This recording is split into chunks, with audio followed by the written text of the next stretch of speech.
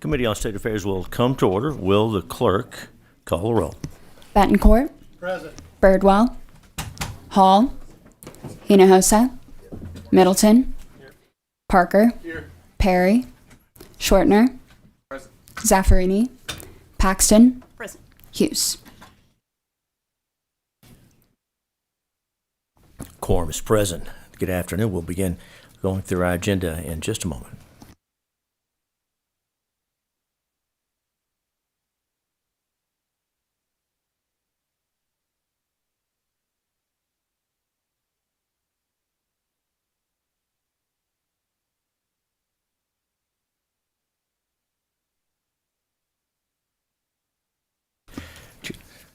Chair lays out Senate Bill 8, recognizes its author, our colleague, Senator Middleton, to explain the measure. Thank you, Mr. Chairman. Members, Senate Bill 8 is the Texas Women's Privacy Act in the same form that it passed the Texas Senate floor last week. Thank you, Senator. Members, any questions for the author on Senate Bill 8? We'll open public testimony then on Senate Bill 8.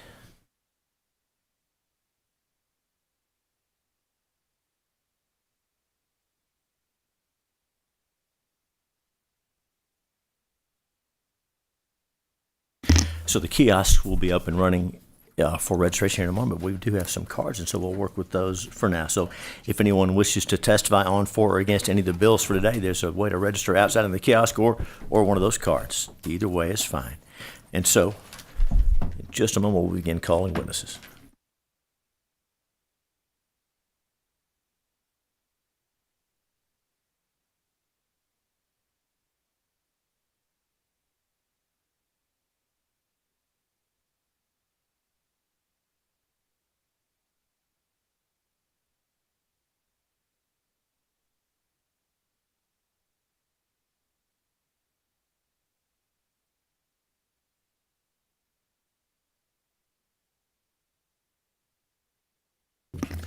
All right, on public testimony on Senate Bill 8, call M. Gogol, Charles Soto, Ash Hall, Joe Ivester. Yeah.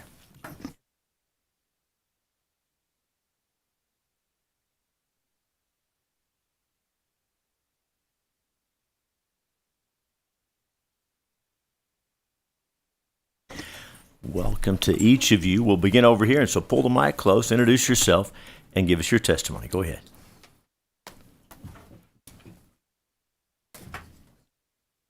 Let's see, it should turn green.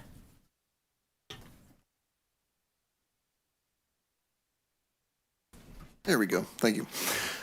Go ahead. Charles Soto. I'm a born and raised Texan, living in Austin. I forget the numbers I'm on, but No. I'm right here representing myself against the Senate Bill 8. Just like the last session here, I am speaking along with the overwhelming testifiers last time, who basically, like most Texans, are really against the stuff you're doing in this body.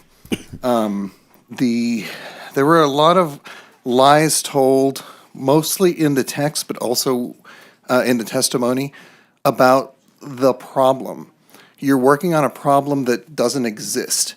There's there's statistically no threat to women or anybody really, because anybody can be violated, right, by anyone else. They're far more likely to be violated by a cis white male, someone looks like me. Just want to tell you that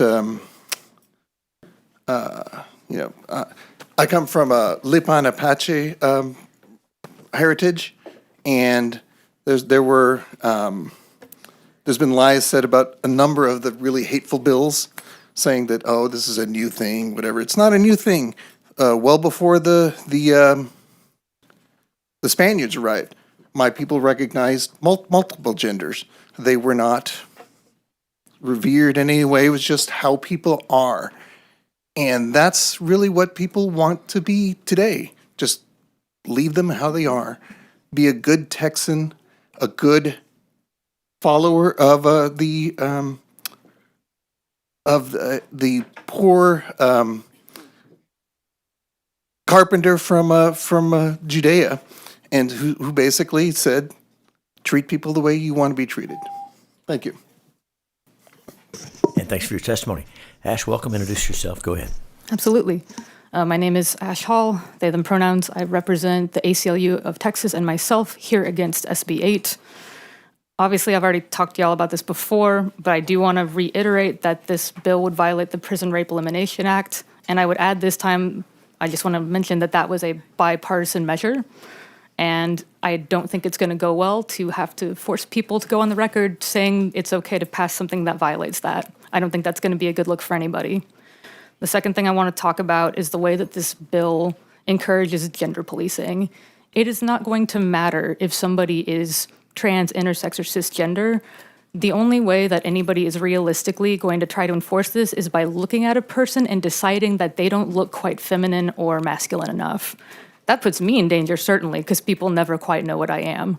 I'm used to already being scrutinized. I do think I'm going to be in danger if this passes, but there's people that have it even worse than me.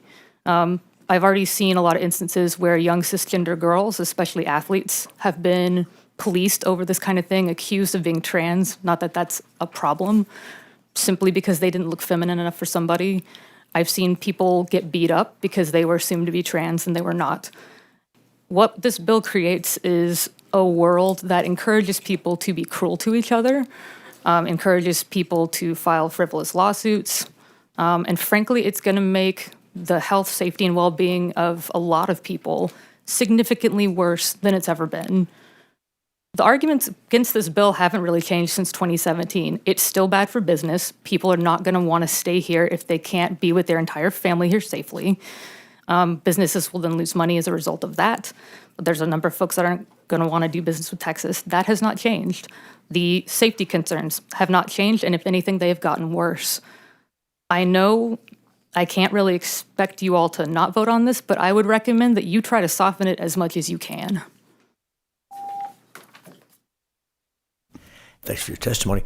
Ms. Ivester, pull that mic closer so we can hear you and introduce yourself and go ahead. Thank you. My name is Joe Ivester. I'm representing myself.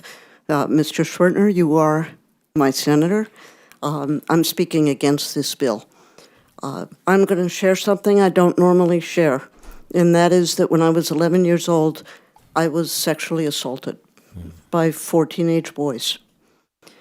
So when folks supporting this bill talk about protecting women in the restrooms, I know what a fallacy that is.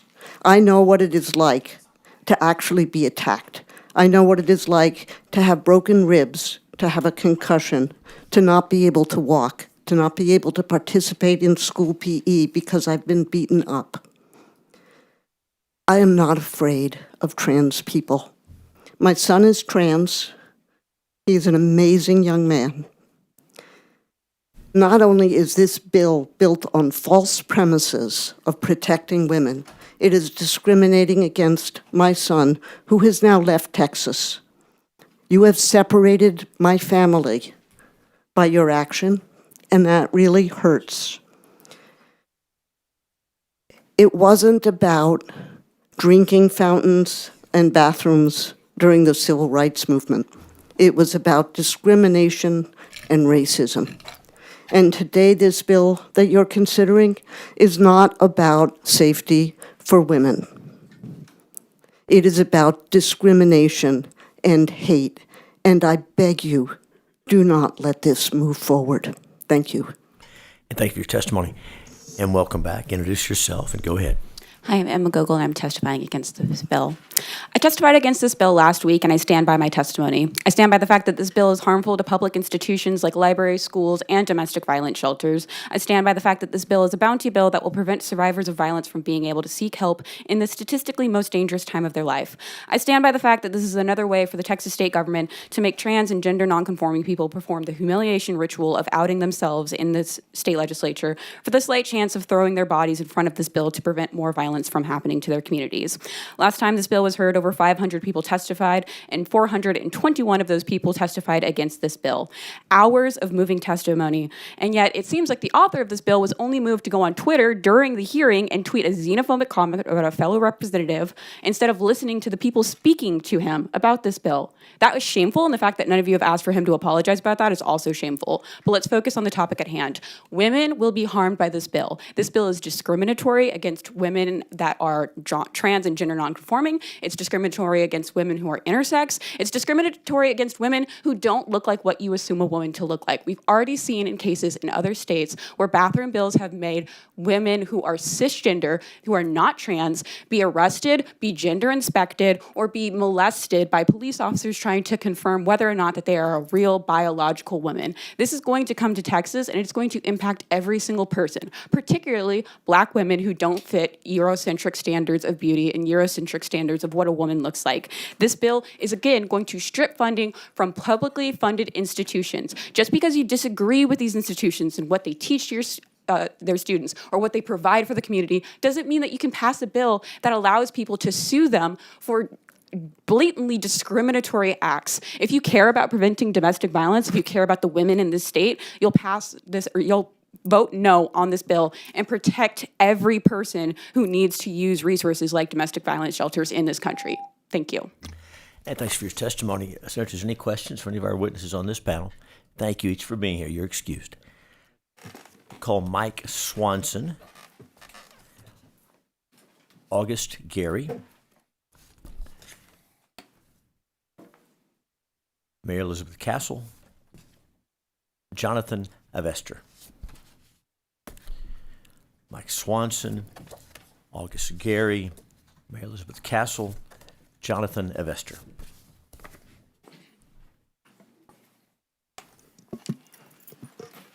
Welcome to each of you. We'll begin over here. Castle, you know how to do this. Pull the microphone close, introduce yourself, and go ahead. Good afternoon, Chairman Hughes and members of the committee. My name is Mary Elizabeth Castle. I'm Director of Government Relations for Texas Values, testifying in favor of Senate Bill 8. I'll keep this very brief because we had a hearing on this bill about a week ago, and it's very clear that the legislature, the people of Texas, and women of Texas want this bill in order to protect their privacy. It's very clear that we have two distinct sexes that has already been passed in law in the regular session.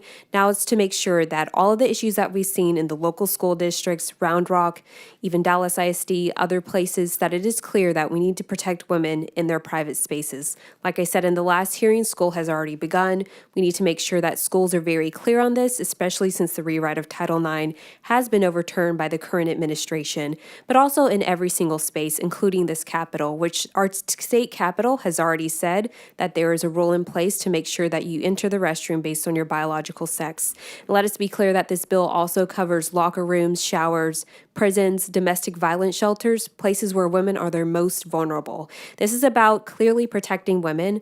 There's a lot of emotion, a lot of other things said in this hearing, but one thing is very clear. When it comes to these instances, we need to have clear, concise law on this issue. Thank you. Thanks for your testimony. Welcome. Introduce yourself. Go ahead. Hi, my name is August Gary, and I'm testifying against the bill. Honestly, I did not expect to be here today. This is kind of a last moment thing for me, so I did not have comments fully prepared, but I'm just going to speak off the cuff. I'm a trans man, which means that I was born with a female body, and this bill is allegedly about making women comfortable in spaces like bathrooms, locker rooms, things like that. I don't think most women would be super comfortable with someone who looks like me in the bathroom with them if they're concerned about men being in their private spaces. I think that this bill is going to harm people, well, way more than it protects people. We've seen already many instances of people, both women who are, born in female bodies being harassed in states where other bills like this have become law. We recently saw a young woman at a Buffalo Wild Wings be harassed by an employee there, having demands that she somehow prove her biological sex, which sounds pretty invasive, like sexual harassment and sexual assault to me. We've seen multiple instances, cases like that. And the other way as well, when trans men like me on the basis of these bills, do go into women's bathrooms, they are then harassed, assaulted, beaten up, arrested. So I don't think that this bill is going to keep anyone safe. I think it's actually going to put people in a lot more danger. We don't have a well-documented history of trans women in bathrooms actually making those spaces unsafe for people who were born in female bodies. What we do have is a history of transgender people being made unsafe in these spaces like bathrooms, locker rooms. So thank you for your time. And thank you for your testimony. Welcome. Pull that microphone close and introduce yourself. Go ahead. My name is Jonathan Ivester. I live in Georgetown, Texas, and I'm here to testify against this bill. I am now retired, but I was the Senior Vice President of Operations of a multinational high-tech company headquartered in Austin, Texas. And during that time, I hired a lot of people from a lot of different places around the world, around the country, who were really the best and brightest that we wanted to bring to Austin to make our company better out of some of the best schools around the country. One of the challenges that I had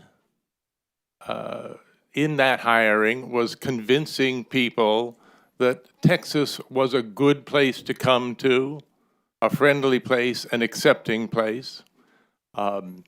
As I told you when this, or I told the committee, when this type of bill was first proposed in 2017, you make that a lot harder by passing bills like this, by passing laws that discriminate against people. It makes it much more difficult for companies like this to hire in Austin. We end up creating subsidiaries in other parts of the country and hiring people there instead. It's very unfortunate, and I urge you not to go forward with this bill, and so that we can have a better Texas. Thank you. And thanks for your testimony. Welcome. Pull that microphone close. Introduce yourself and go ahead. Hello, Senators. My name is Mike Swanson. I've testified before on this bill in the last special session, and I've come back once again to voice my dismay about it coming up again for this session. Now, I can't say I wasn't surprised to see that this came back up on the agenda, that Governor Abbott wanted to force through, that he would rather capitulate to a president who would rather walk into Miss America dressing rooms and concern himself with this bill in our state.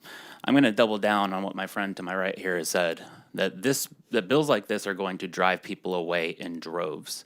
We are not making a space in Texas by creating vigilante justice, quote unquote, by allowing random people to make random subject inspections of other people's genitals is disgusting to me. My first concern when I enter a bathroom isn't about the gender or the biological sex of other people that are in that bathroom with me. I only have one duty in a bathroom, and you all know what that is. Not to inspect other people, not to care about who's in that bathroom, not to care about whatever danger or supposed danger might show up. It's disgusting. It's flat out disgusting that any of you, for as long as all of you have served in the Texas Senate, would even be thinking about that. And it's especially concerning that we even have to be having these conversations, not to disregard the possibly valid cases that may have occurred where people had a fear for their lives or whatever.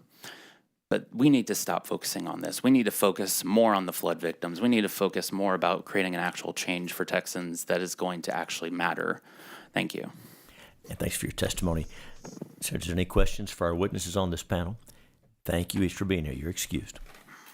Call Bridget Bandit, Claire Burton, Alicia Castillo, Simon Shepard. Bridget Bandit, Claire Burton, Alicia Castillo, Simon Shepard. All right, welcome to each of you. We'll start back over here on your right, my left. When you're ready, introduce yourself and give us your testimony. Hello, my name is Claire Burton, and I'm an Austin citizen born and raised. As a therapist in my professional life and a friend to all in my personal life, I've met many people who do not fall perfectly into the organizational structures we've defined for human beings. We build these organizational structures to keep ourselves comfortable and safe, sure. However, I've found, and I'm sure you have too, that it is simply impossible to box the entirety of human nature into simple labels. We're far too complex, far too complicated. Some people are easily defined by their kindness or their intelligence or their humor. Others by their talents, their passions, or the things they do for a living. What I simply cannot understand, however, as a student of psychology and a practitioner of psychotherapy, is how you would truly believe that a person is so essentially defined by the clothes they choose to wear, or even weirder, the genitals they have beneath them. Just because you don't understand someone or want to take the time to try does not mean they are dangerous. This is the real source of violence.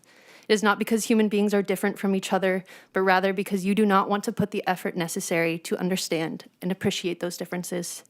In this case, for example, there are simply not enough cases of violence caused by trans people in bathrooms for this law to be grounded in reality. It is grounded in fear. In fact, I have heard more cases of violence enacted against trans people in bathrooms than by them. And it's because of that very fear you are perpetuating. As a result, we the people, as your constituents, are afraid. And it is not because of each other, it is because of you. I urge you to process the fear you hold against people you don't understand. I urge you to process it and grow, rather than project it onto others through discriminatory laws and hateful divisions. Dividing and separating public spaces based on such simplistic features as the color of one's skin or the reproductive organs of their body is not new. But is that really something you want to replicate? Is this really something you're proud of? I'm so disappointed that this is where we are. I'm so disappointed in you, my representatives, for oppressing me and my peers with such immature conceptualizations of the world. As the people responsible for organizing this country. And thank you very much for your testimony. Welcome, introduce yourself, and go ahead. Hi, my name is Alicia Castillo. I'm here representing the Texas Civil Rights Project, and we are in opposition to this bill. We're opposed to all legislation that would discriminate against trans and gender expansive Texans. I was also here last week testifying against the bill with my beautiful newborn daughter, some of you may have seen. And now that I have her, I know that I will do everything in my power for the rest of my life to protect her. And I don't believe that she is made less safe in this state by us legislating where trans and gender expansive people can safely exist. Secondly, because my organization focuses on three main issues: immigration, criminal justice, and voting rights, I want to speak to the criminal justice aspect of this bill. My colleague Ash before mentioned that this bill violates the Prison Rape Elimination Act. This is federal legislation that is really, really important because it gives discretion to our correctional leaders to make the choices on a case-by-case basis that are safest for their own unique prison and jail communities. So I think it's really important for our lawmakers to empower our correctional leaders to make those case-by-case decisions, make sure that everyone in their care is safe. And usually that means the trans individual who is coming into a facility, protecting that person and putting them in the facility that is safest for them. So with that, respectfully ask for the committee's rejection of this legislation. Thanks for your testimony. Pull that microphone closer, welcome, and introduce yourself and give us your testimony. Hello, my name is Simon Shepard. I'm representing myself, and I'm here testifying against SB 8. I drove here at 4 a.m. from DFW to state my testimony today. Despite the naming of the Texas Women's Privacy Act, SB 8 would put more women and Texans in danger in their everyday lives. As a transgender man who has worked and aims to continue working in government jobs, this would put me in danger. When I'm not in school getting my Bachelor's of Science, I do wildland firefighting and conservation work and would like to continue doing so in the future. I work hard for a state that has shown time and time again it does not aim to protect me in the same way I protect it. This bill and its supporters will say that word a lot, protect, and have no real goodness in their hearts to support it. It would be a slippery slope that would affect every Texan. Who or what gets to decide on who is enough of a woman to go into restrooms? How invasive is this going to get to prove someone is a woman? When does it become a teacher or an administrator invading your child's privacy to determine what bathroom or locker room they can use? Or is every child going to have to give blood and wear an ID that shows their chromosomes on it? This bill would in the end be more expensive and dangerous than your fellow transgender Texan who is just trying to use the restroom. Our priorities are severely misplaced if this is what we are doing to try to make Texas a better place for all those who live in it. Thank you for your time. And thanks for your testimony. Welcome. Pull the microphone close. Introduce yourself and go ahead. Hello, my name is Bridget Bandit, and I'm speaking in opposition to SB 8. I'm a lifelong, born and raised, proud Texan. Would you look at me with my full face of makeup, long hair, dress, and heels, and consider which bathroom you would expect me to use? If, for whatever reason, you guessed the men's, you'd be wrong. Under this bill, you'd expect me to be in the women's restroom by your own definition of women. And if you thought otherwise, well, you can't clearly tell a person's gender just by looking at them, can you? I, in fact, am a born female drag queen that has used the women's restroom all of my life. This bill targets people that don't appeal to your expectations of how you think women and men should look. Just this week, a female teenager has come forward with a story of having to show her breasts to a server at a restaurant who claimed she was in the wrong restroom simply based on how she looked. Is this really what you think keeps women and girls safe? Must we display our breasts or genitals to make you feel more comfortable?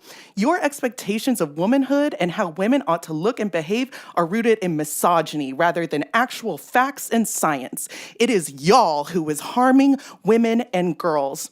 Ultimately, this bill only harms people who do not look as you expect them to, and harms even more people by spending our time and our resources focusing on who can use what bathroom rather than issues actually harming our Texas families and children. Focus on the real issues rather than trying to assume strangers' genitalia. It's weird, and Texans deserve better than this. Thanks for your testimony. Sir, if there's any questions for any of our witnesses on this panel, thank you for being here. You're each excused. Call Morrison Johnson, Brianna Arredondo, Ada Starks, Matilda Miller. I believe it is Marissa. Thank you. I misread that. It is Marissa. I apologize. I thought that A was an O-N. Thank you. Marissa Johnson, Brianna Arredondo, Ada Starks, Matilda Miller.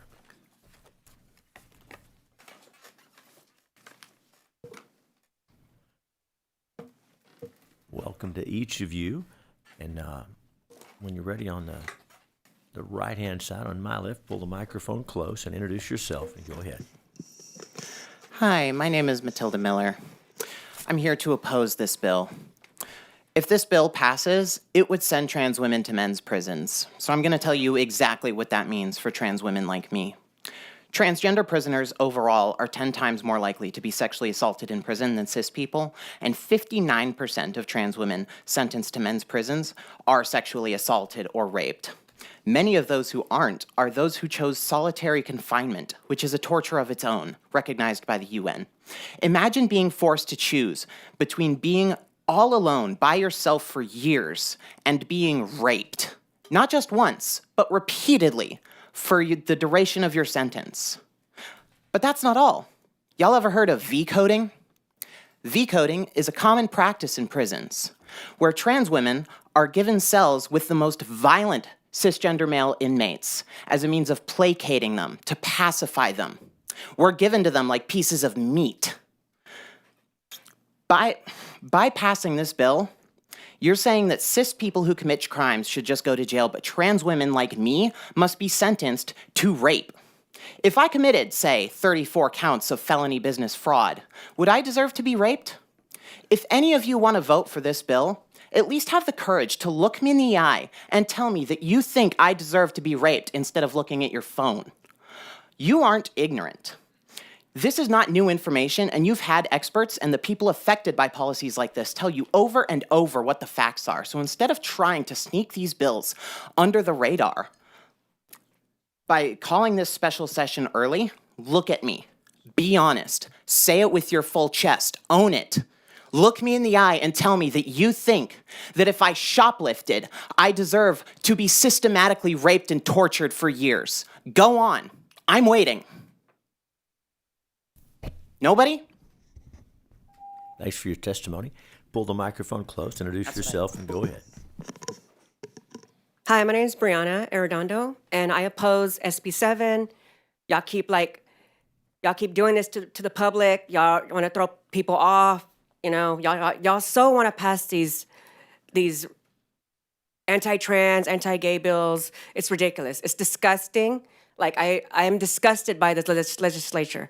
That y'all want to see our private parts instead of focusing on real issues like the flooding victims, like, you know, more important issues. We just want to pee in peace. Use the facility, pee in peace. Like, leave us alone. We want to live our lives. You know, stop attacking the community. Stop attacking the trans community. Stop attacking LGBT people. You know, we are human. We are people. We are human beings. You know, and I'm disgusted with this legislation. I'm disgusted with y'all. I'm disgusted with the government. I'm disgusted with the politicians. There's a lot of Republicans that are predators that have been out, that have been like charged. There's a lot of MAGA that's been charged with child pornography, and y'all are focusing on the trans people like that. Y'all are a disgrace. And I'm disgusted with this bill. Please, like, oppose this bill. Do not let it pass at all. And I'm disgusted. I'm totally disgusted with this legislation. Leave us alone. We want to live our lives. There's more important issues. The flooding victims, like housing, like help the community out. But y'all, time and time again, y'all are, it's just, yeah, I'm disgusted with this. Yeah, y'all should be ashamed of yourselves. How can you live with yourself doing this to the community? I oppose SB 7. Thank you for your testimony. Pull the microphone close, introduce yourself, and go ahead. Welcome. Go ahead. Greetings. My name is Marissa Grace Johnson. I represent myself on this bill. I am a transgender woman. I have used the women's restrooms for about 10 years now, since I began my transition. One of the biggest problems of passing a bathroom bill is it enables more people to make judgments about gender.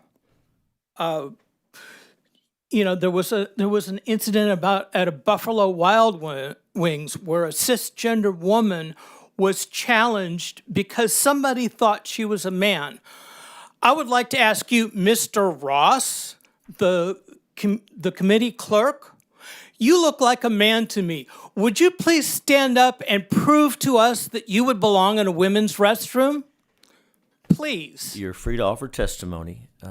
You're not going to give directions to the folks up here who are working with the committee. If you have testimony to offer, you can offer it. Otherwise, we'll move on. I would just like to illustrate through my testimony how absurd this bill is. Thank you for your time. Thank you for your testimony. All right, welcome. Introduce yourself and go ahead. Hello, members. My name is Ada, and I'm here to testify against SB 8. In 2022, at a campground in Ohio, a transgender man named Noah needed to use the bathroom. The owner required people to use the restroom that matched their sex assigned at birth. Noah, who was assigned female at birth, used the women's room, only to be confronted by a woman he encountered there. He tried to explain that he was born female and that he was using the facility he'd been instructed to, but the woman perceived him as a man and insisted that he leave. Afterwards, outside, he was confronted by 3 men who ignored his protestations, picked him up, choked him out, threatened to kill him, leaving him bruised and bloodied. Just to be clear, this was a natal female who was using the supposedly correct sex-designated facility who was harassed and battered. Had he used the men's room, I doubt that anyone would have noticed or gotten upset or been beaten up. Our nation holds as inalienable the rights to life, liberty, and the pursuit of happiness. For decades, I lived as a man and was miserable. Now life as a woman brings profound joy. My gender transition wasn't something that I just woke up one day and decided to do, nor was it a fetish or a game or anything like that. It was a long, challenging, and deliberate exercise of liberty, affirmation of life, and pursuit of happiness. This law leaves no place for men like Noah or women like me. It takes away our freedom to choose, forcing us into unsafe situations and jeopardizing our lives. And the rhetoric employed in support of this kind of legislation is all too often degrading and dehumanizing, unnecessarily so. Painting people like me as mentally unstable deviants creates the very atmosphere of fear that y'all then point at to justify this bill. It's dishonest and frankly dangerous. It makes us out to be monsters when in fact we're people just like you, just trying to go about our lives. Speaking of which, last time I was here, I mentioned an upcoming ultrasound appointment. Well, I'm happy to share the news that a heartbeat was in fact detected, which means the pregnancy is confirmed and my baby's officially on the way. This puts me in the market to buy a house, and my new home, like most homes, will feature gender-neutral bathrooms. Thank you for your time. Thanks for your testimony. Members, any questions for any of our witnesses? Thank you. Congratulations. Thank you for being here. You're excused. Call Autumn Lawner, Melody Tremolo, Joe Good, Mr. Hughes, Jeremy a woman. Garner. You a woman? Autumn Lawner, Melody Tremolo, Do you belong on a women's restroom? Joe Good, Jeremy Garner.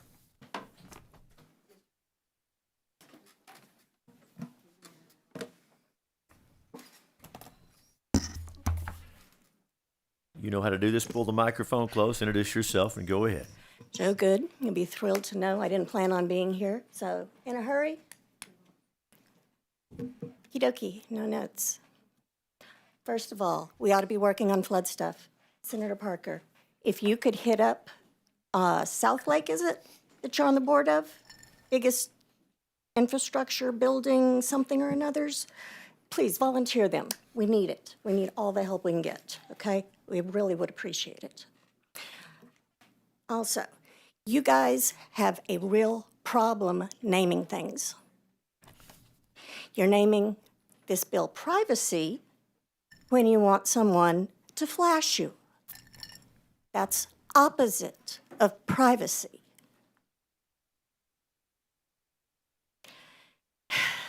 And I realize that apparently the senators that have experienced the women's room aren't here.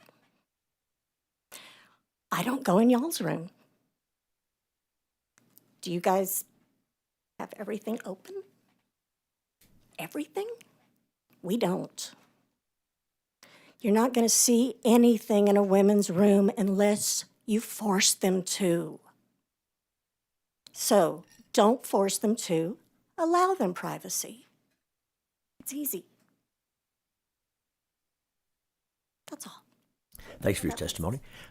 Pull the microphone close, introduce yourself, and go ahead.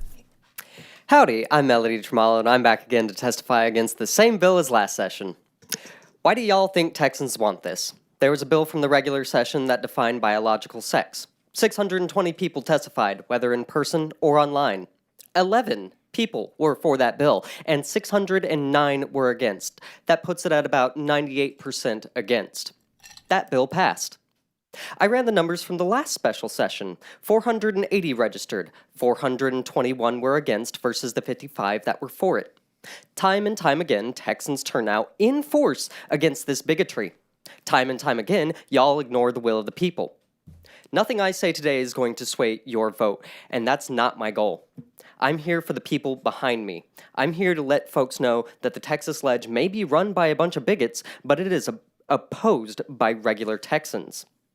The majority of the complaints against trans people in their proper bathrooms is how someone saw them and got uncomfortable. No assaults, no harassment, just discomfort at seeing them, which is probably the lowest bar used to discriminate. It's what we saw during the civil rights with segregation. It's what we see with trans rights today. I am angry and I am tired. I heard about this hearing through hearsay and rumor, not via proper transparent channels, not through the proper process. I signed up to testify today via paper. That's the first time I'm seeing that from the Senate, and speaks volumes to the sort of procedural tricks the Senate is willing to take to shove ideological legislation down Texans' throats. I went to Sandy Creek yesterday, a place that was hit very hard by floods, for an end-of-life vigil for a volunteer. I spoke with residents and I saw the damage. There is still a lot that needs to be done out there. There are still plenty of cars and houses and infrastructure that needs rebuilding and a whole bridge that is still out of commission. It has been well over a month. I'm Melody Tremolo. I oppose SB 8 and I support flood relief. Thanks for your testimony. Pull the microphone close, introduce yourself, and go ahead. Thank you so much. Howdy, y'all. My name's Autumn Lohner. I'm a transgender Texan and vice president of the Texas Transgender Non-Discrimination Scholars. I'm here to pose SB 8 on behalf of our organization and myself. I tried telling my story, so instead of telling it again, I wrote a poem to hope to help encapsulate my recent experiences as a trans person in Texas. The fading memories of the home we once knew. The buildings stand untouched, but the spirit has slipped away, overwhelmed with silence. The vibrancy of our community, the joy has turned to uncertainty. The disease of inflammatory hate suffocates our lives, painting trans Texans as monsters, rending pustulant falsehoods so deep that even those who know the truth cut around the phantasmal sores. A whisper of hope from an occasional ally tries to break through, stifled, swallowed down by the discordant cacophony of silence. The air once warm has turned to chill. One by one, friends give in to silence, overwhelmed by the uncertainty of tomorrow. We say, see you soon, knowing it is another goodbye, another whisper of hope laid still. The silence grows. They tell us to wait, to hold on to hope, even as the lies choke down our tears, even as the silence drowns out our cries, even as the breath of our community falls still. We know that silence equals death, but so many seem content with silence.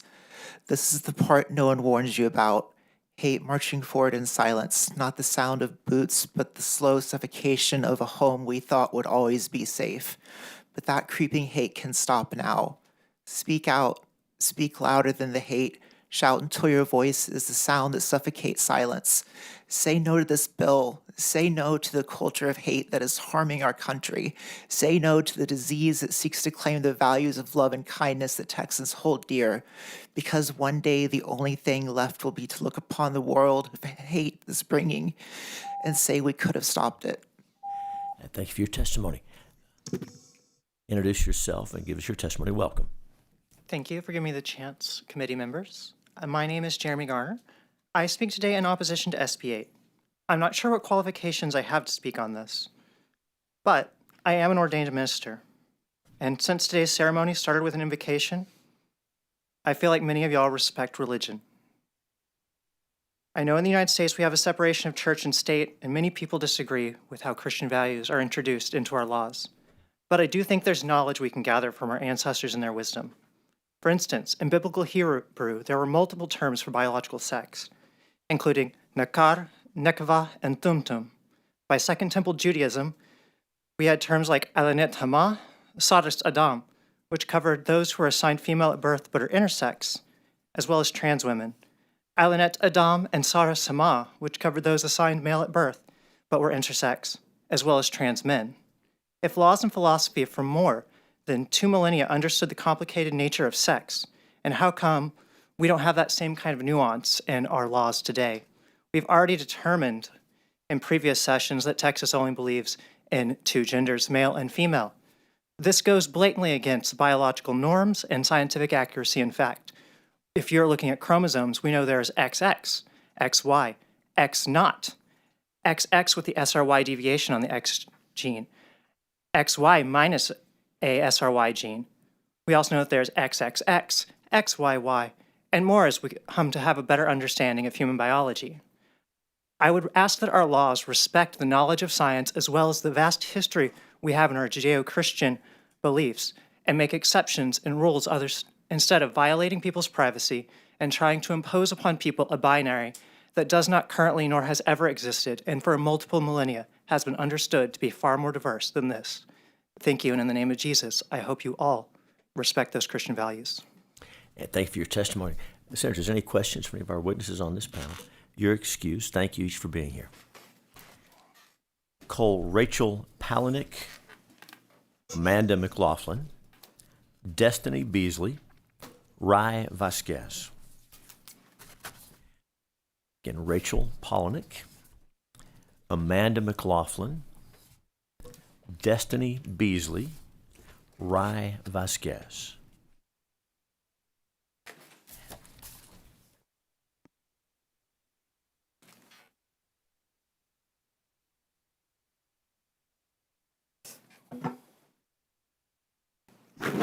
Welcome to each of you. Pull the microphone close, introduce yourself, and go ahead. Good afternoon. My name is Rachel Polenick. I'm here representing myself, and I oppose Senate Bill 8.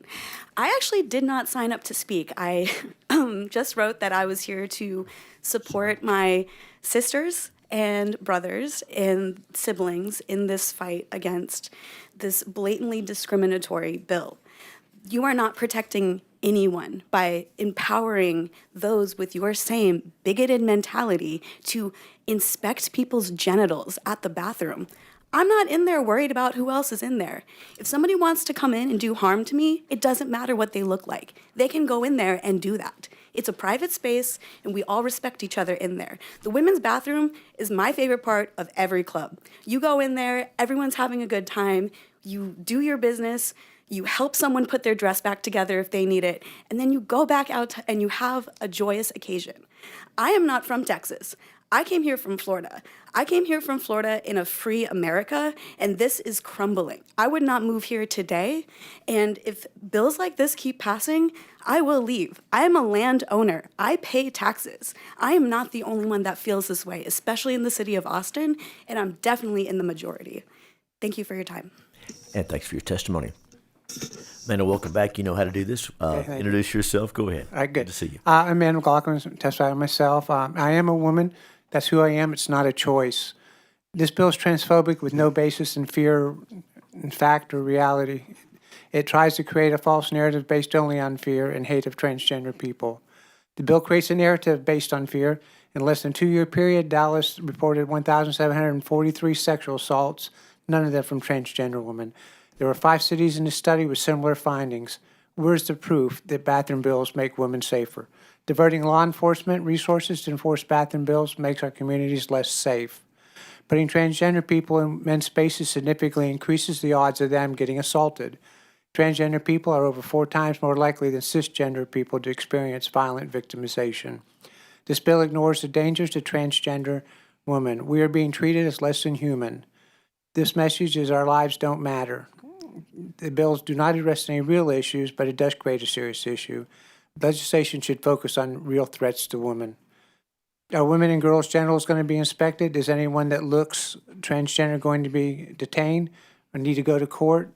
There are already too many stories of cisgender women being harassed and assaulted because it was thought that they were transgender. This bill will lead to harassment and assault of both cisgender and transgender women. This bill is only based on fear. It does not. The data shows that this is not an issue. When did we start making laws based on fear of a few people? Why is there such a fixation on transgender people? The legislation here has spent an enormous amount of time on trans issues that could have been spent on flood relief and other issues that would really make a difference to people. Just an example too, in bathroom. I use a men's bathroom when I'm here. And I don't know how many times that I've gone in there and people were like, well, question me, I shouldn't be in there. Just today I was in there and a DPS officer walks in. They look at me, they turn around, they walk out, and they look at the name on the tag going in there and make sure it's a men's room. It's a problem. And thank you for your testimony. Pull the microphone close. Introduce yourself. Welcome. Go ahead. Hi, my name is Destiny Beasley, and I'm here under similar circumstances to many that had no idea that this special session was being held because there was no proper notification of it. But I drove out here from Marion an hour and a half because I cannot stand for this. I have been out as trans since 2017. I started testosterone in 2020, and my life has been changed. I was a depressed teenager who couldn't stand to live. And, my mom, as supportive as she was, told me to embrace my femininity and, and she wanted me to be happy with myself. And then I went to counseling, and I don't know if many of you quite comprehend what happens when a transgender person goes into counseling. You are constantly asked, are you sure it's not this? Are you sure it's not just you not understanding yourself? Are you sure it's not this? And I went through counseling for years to come to the decision that testosterone was best for me. And now, if this passes, I'd be forced to go into the women's restroom with a full beard, chest hair. I don't belong in the women's restroom. If you want to check my ID, like, do you want to check IDs to get into restrooms? That sounds insane. And if not IDs, then, genitalia. But then again, I have, female parts. But however, if I were to show my chest, you would see my top surgery scars. You would see an amalgamation of things if I were to force to expose myself. And it's confusing, it's unnecessary. I vehemently oppose this bill because it is an absolute mess. Thank you for your testimony. Sorry. You did great. Welcome back. Introduce yourself. Go ahead. Hi, I'm Rai Vasquez, and I oppose this bill. 1 minute and 9 seconds. 1 minute and 9 seconds was all it took for y'all to cast your votes on a bill you already made up your minds on. After 7 hours of testimony, after 421 of your own constituents registered against this bill. In the last session, it only took a moment after we had said our piece to recommend this draconic bill to the full Senate. It honestly might have been quicker if the chair didn't flub his words a little bit, but we're trying to be concise this session, as we can tell because we ran over here from the full assembly. Sponsor of the bill, Senator Middleton, was too busy being racist, telling Representative Wu to go back to China on Twitter, and holding his own little pearl necklace press conference, but he forgot to be on the floor of the Senate for most of that hearing, if I remember correctly. I think the only time the panel's ears perked up was when those for the bill were testifying, and even then, they were spewing homophobic slurs and saying that the Kerr County floods were justified because it was God's retribution for gay people existing. 421 against, 55 for. I know Senator Middleton in his press conference said countless people were for the bill, but I can't speak for his ability to count to the number 55. But a little bit of simple math shows the opposition in terms of who showed up. And this is just who showed up. This isn't people in the state. This isn't in other areas. The people who were here, it was 7.7 to 1 against the bill. I'm not a betting woman, but I would put money on that if I had those odds. Not to mention the underhanded tactics you've done to this magical new session where you've been not even posting publicly about the hearings that are happening. I was only informed thanks to my advocacy groups, but you don't want to hear from me and you never have. So are you tired of hearing me talk yet? Stop trying to pass these bills that'll hurt the public. Thanks for your testimony. Members, any questions for our witnesses on this panel? You're excused. Thank you for being here. As we call the next panel, I'll remind those participating and watching that this bill had public hearings in the regular session, in the first special session. This special session was just called hours ago, and everybody knows that's how special sessions work. And so that's a compressed schedule we operate under, of course, and everybody realizes that. So call Oxford Delaverry, Morgan Whetstone, Summer Danford, Megan Benton. Call Oxford Delaverry, Morgan Whetstone, Summer Danford, Megan Benton.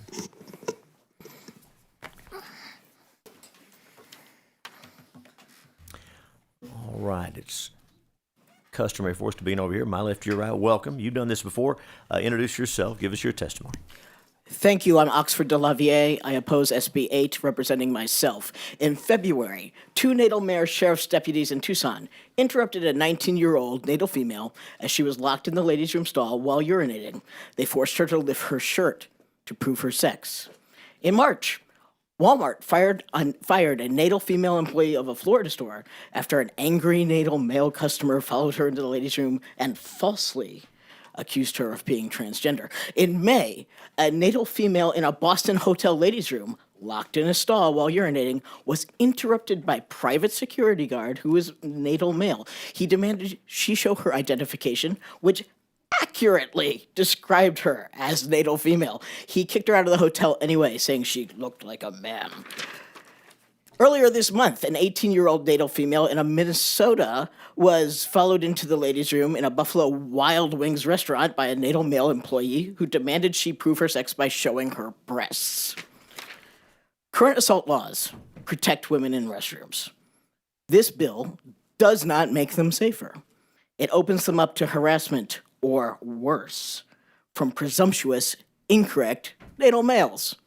Further, I ask you, if the natal females you love, your mothers, your wives, your daughters, would feel safe in a ladies' room with a female-to-male transsexual, possibly bearded, muscled, standing up in the next stall.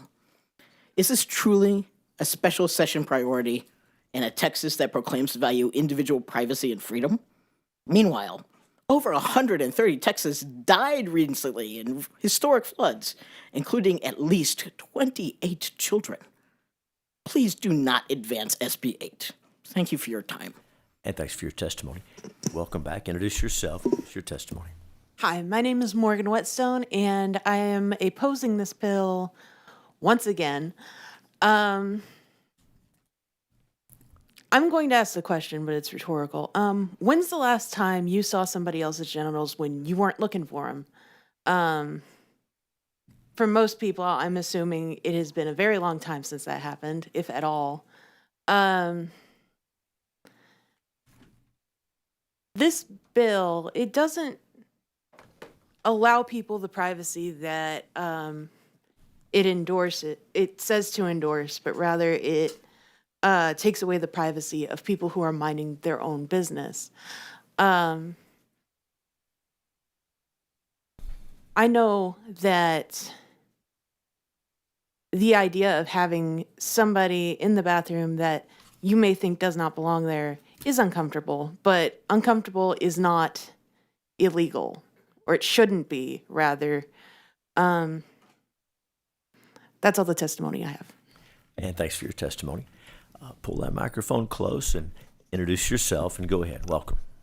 All right. My name is Summer Dunford in opposition of SB 8. When I was 4 years old, I was molested in the men's room of our church meeting house during a service. My assailant was one of the boys' youth leaders in our congregation. He never faced any repercussions for his actions, and I had to interface with him until I was 18. Because of this, I repressed the experience until it resurfaced recently in therapy. Please note, it wasn't a trans woman in the woman's room. It was a man in the men's room with a boy. To this day, he is still considered a shining example of righteousness and virtue in his community. Studies have already been mentioned that show trans individuals are notably higher risk of assault when forced to use bathrooms that don't align with their gender identity. Just last year, we're reminded of Next Benedict, a 16-year-old who died after being beaten in their school bathroom, a culminating moment of more than a year of anti-trans bullying, enabled by legislation similar to what is being discussed now. Now, fast forward to current events. Me and my husband are both trans. As we get ready to bring our child into the public education system next year, I fear this bill will create enormous obstacles for us. My husband is indistinguishable to a natal male in appearance, yet would be legally obligated to use the women's room. If you cannot see how problematic that is, then I might question your cognitive capacity as elected officials. This bill is not supported by science, research, or the lived experience of countless individuals, making this little more than what I feel is a grift playing on the fear of your transphobic parties of interest. With that said, please implore you to vote no, and please stop this. Thanks for your testimony. It's been welcome. Pull that microphone close, introduce yourself, and go ahead. Thank you, Chairman Hughes, Senator Middleton, and members of the committee. My name is Megan Benton. I'm the Strategic Policy Associate for Texas Values Action, the largest statewide Christian nonprofit law and policy organization in Texas, standing for faith, family, and freedom. And I'm here to testify in favor of SB 8. To put it simple, this legislation is foundational to respecting and protecting women in the state of Texas. By ensuring that women's safe spaces, locker rooms, restrooms, women's shelters, and prisons are sex separated, you will be ensuring that the standard is clear. Women in Texas deserve their dignity. I know I've shared my personal story here before, so I'll keep it brief, but I had a personal experience with this exact issue during the 89th regular session. I went into the second floor restrooms and the women's restroom and realized that there was a biological man inside the women's restroom. To be safe, I left and waited until another woman was heading in to go back inside. As someone that's lived in Texas my entire life, this wasn't something I expected to happen to me. But let me be clear, this wasn't a fun experience. I was caught off guard and frankly, I was shaken up about it. But I'm reminding you of this today because I don't want it to happen to anybody else. Thankfully, not long after this experience, the State Preservation Board made it clear that in the Texas Capitol, men must use the men's restroom and women use the women's restroom. Since then, I haven't had another issue. But this safety shouldn't be exclusive to just the Texas Capitol. It needs to be the standard for the entire state. Both men and women deserve to have private spaces, and I thank the Senate for standing up and taking the initiative on this issue.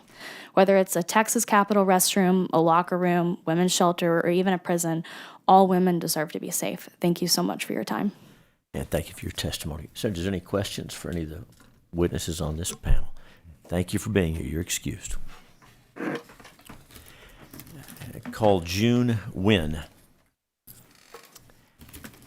Ezra Morales, Gordy Carmona, Alex Evans. Again, June Nguyen, Ezra Morales, Gordy Carmona, Alex Evans.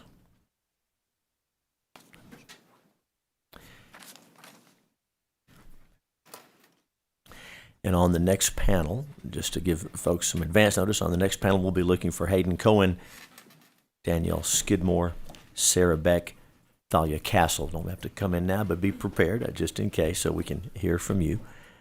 Welcome. Please pull the microphone close. Introduce yourself and go ahead. Hello. My name is June. This is my first time testifying. Not really how I thought it would be. I don't really have anything prepared because I didn't have any time to prepare. I'm a full-time employee who works here in Texas. I'm also a homeowner in Austin, and I'm taking valuable time off work to be here, as I'm sure many of us are. I oppose this bill, obviously. I feel like it's pretty common sense to oppose this bill. Just doesn't really make sense in terms of enforcement.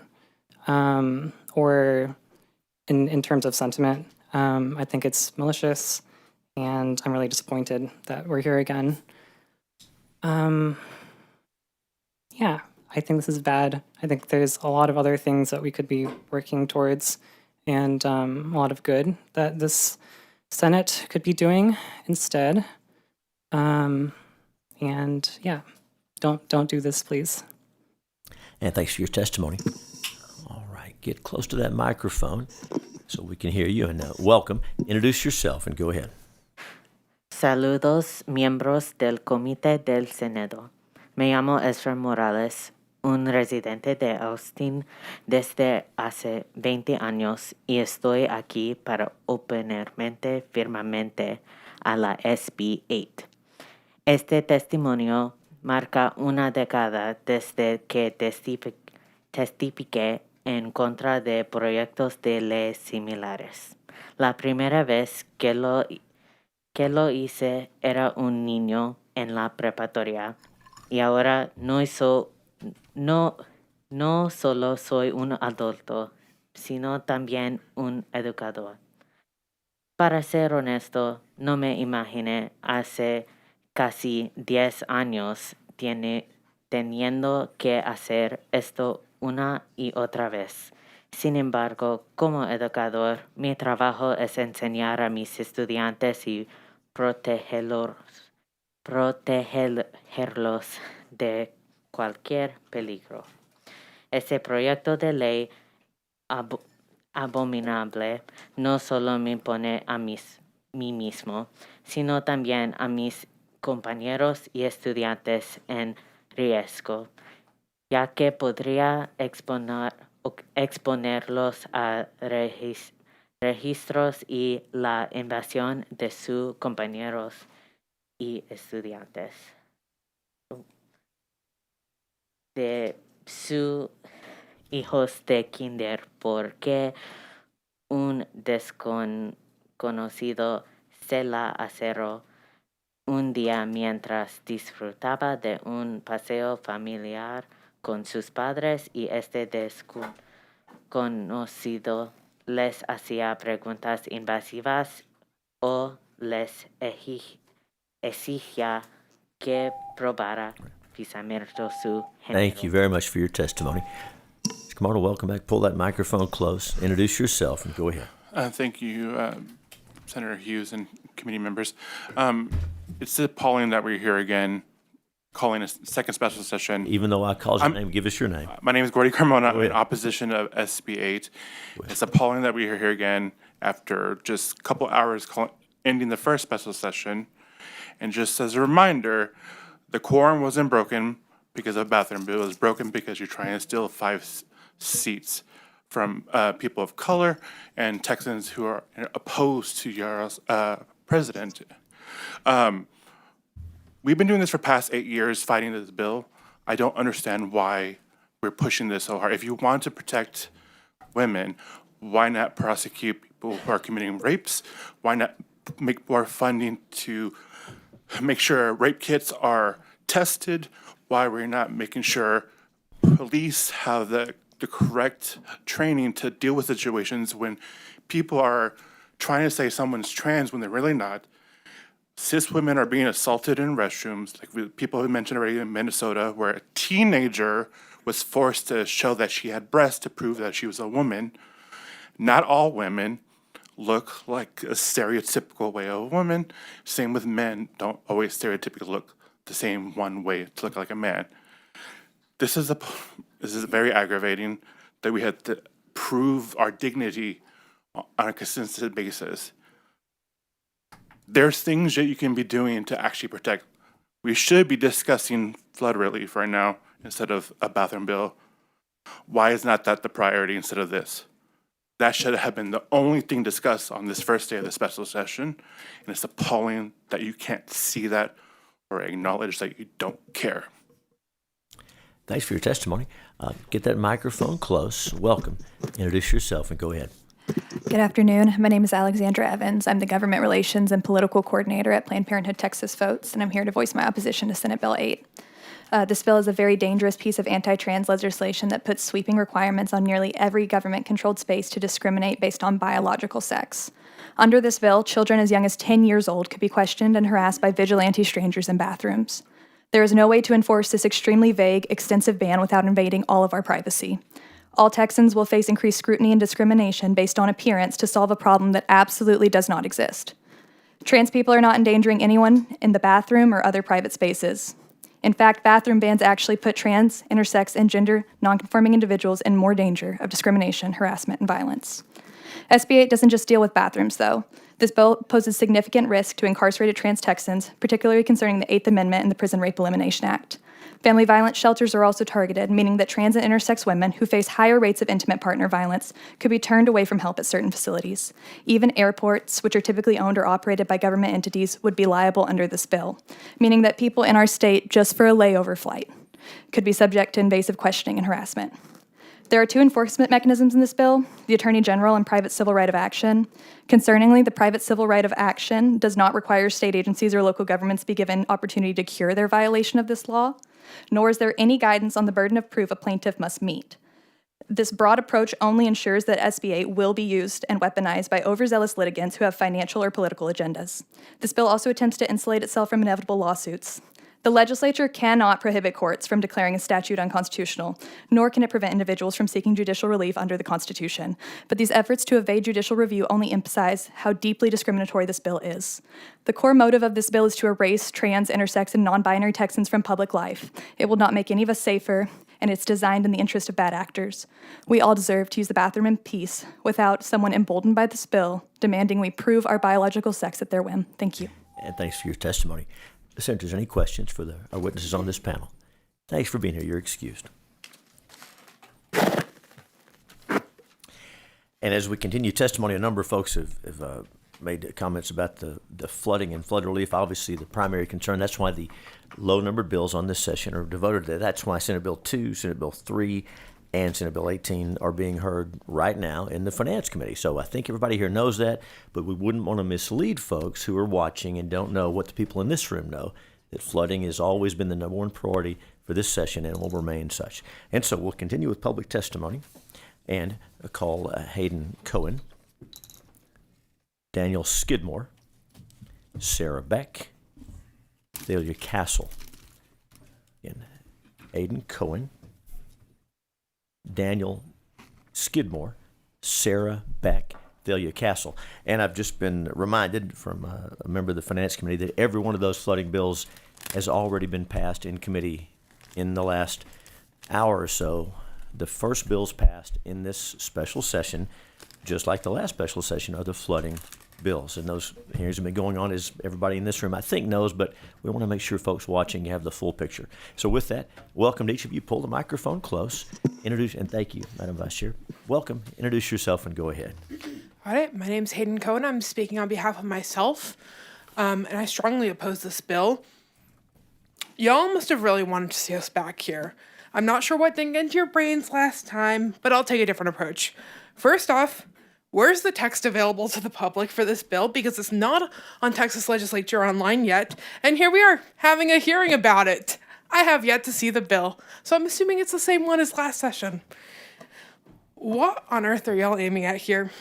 You may have forgotten that all these incredible trans people that are also your constituents. You also have to protect us. This bill doesn't. This bill spreads harmful rhetoric. These types of bills are the reason why someone felt they could ask for my ID in a women's restroom, because they weren't sure I belonged there. I just needed to pee, frankly. Okay? These bills put us in harm's way. Okay? The rhetoric that you spread in the committee hearings and on the floor is why we are harmed in restrooms. This bill will not protect us. Let me make that really, really clear. Y'all seem so hell-bent on protecting people from dangerous sexual predators, but most of you helped elect one into our White House. Let me remind you that. So that's obviously not the concern behind the bill. Y'all just don't like trans people, so just say it, okay? Let's be so honest about that. We're all here to tell you not to do this. We all came here last week to tell you not to do this. And we came here every freaking session you try to put this bill forward. And somehow, you don't listen. So I'm going to ask you this time, very kindly, please actually listen to us. We came all this way. I drove 3 hours this morning to tell you not to pass this. Thank you. And thanks for your testimony. Welcome back. Introduce yourself and go ahead. Hello, my name is Thalia Castle. I'm a trans woman from the Woodlands, Texas, and this time today I did actually have to come in from the Woodlands. That's 4 hours away, by the way. What are we doing? Why are we having this with no notice, so I have to get up at 4 a.m. on a Friday and come down here just to be a part of this process? This hearing should be happening on Monday, not today. I forgot. I am in opposition of this bill. Really, though, we've seen these civil rights things over and over and over again, and you have a perfect chance to be like, oh man, that president who's about to be ousted as a dictator and a criminal in just probably a few years. God, it happened already, really, but then we ignored it. But we're not going to ignore it forever. And this is your chance to stand up to the vile rhetoric he spews to show that Texas is capable of leading this country. You have the chance. You can say no to this bill. You can say no to other bills. You can support trans people. They will, 100 years from now in history, we will be equal. This is your chance to let Texas be one of the first Republican states to actually recognize that and move on.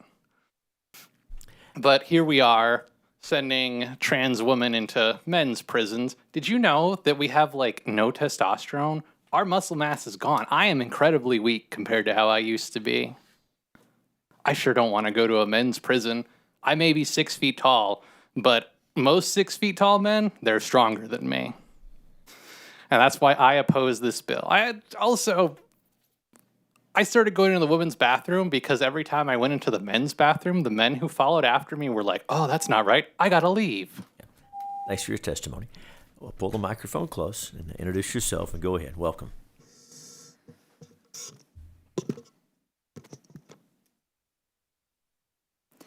Hi, my name is Sarah Beck, and I'm against SB 8.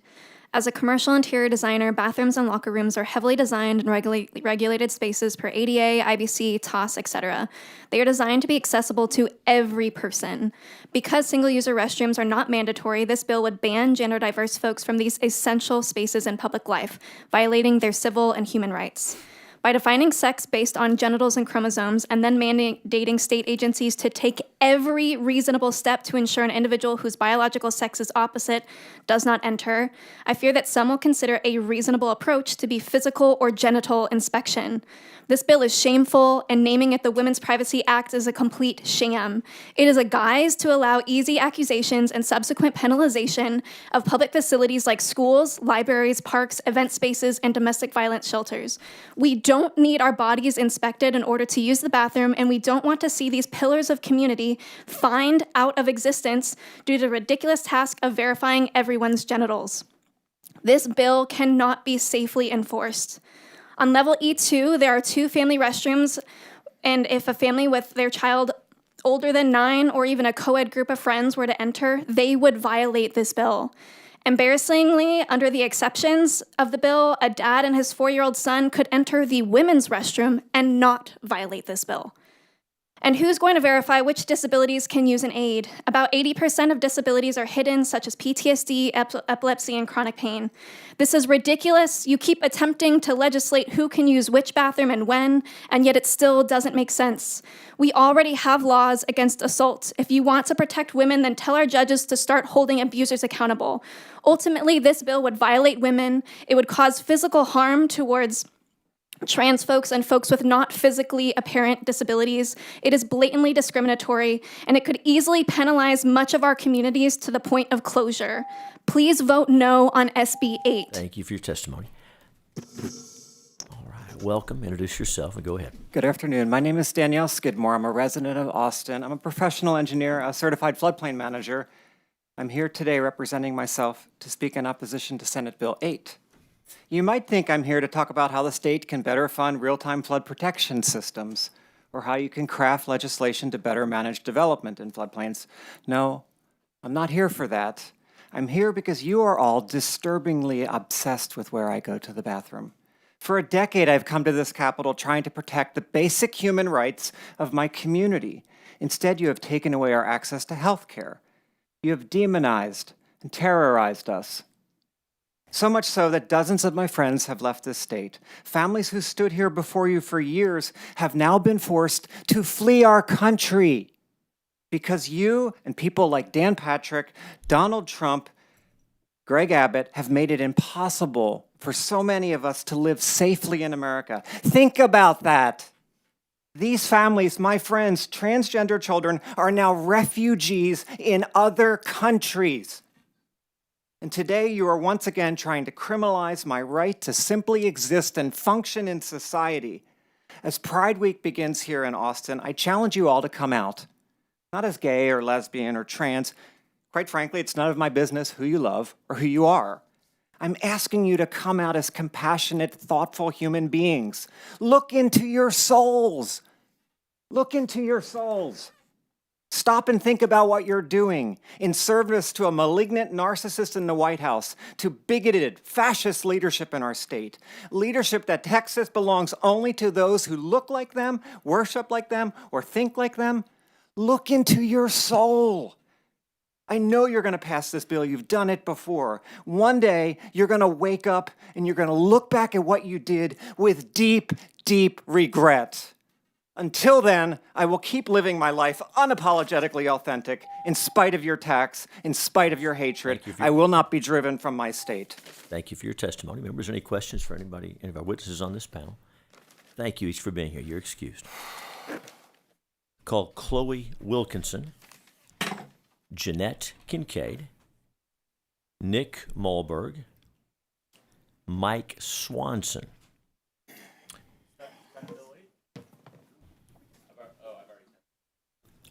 Thank you very much. Thank you very much. Lindsay Foster, Lindsay Foster.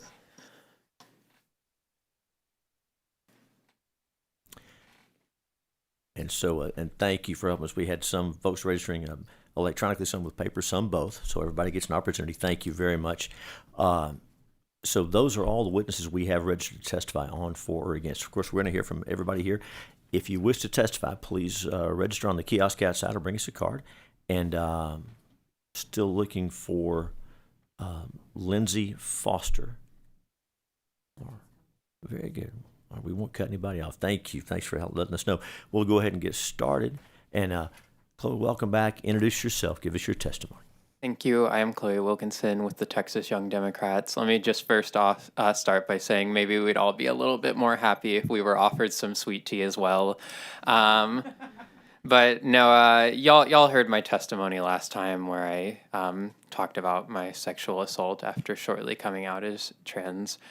What I didn't talk about was the aftermath of what had happened. I had told a friend they were worried about the fact that I may take my own life as I was showing suicidal tendencies.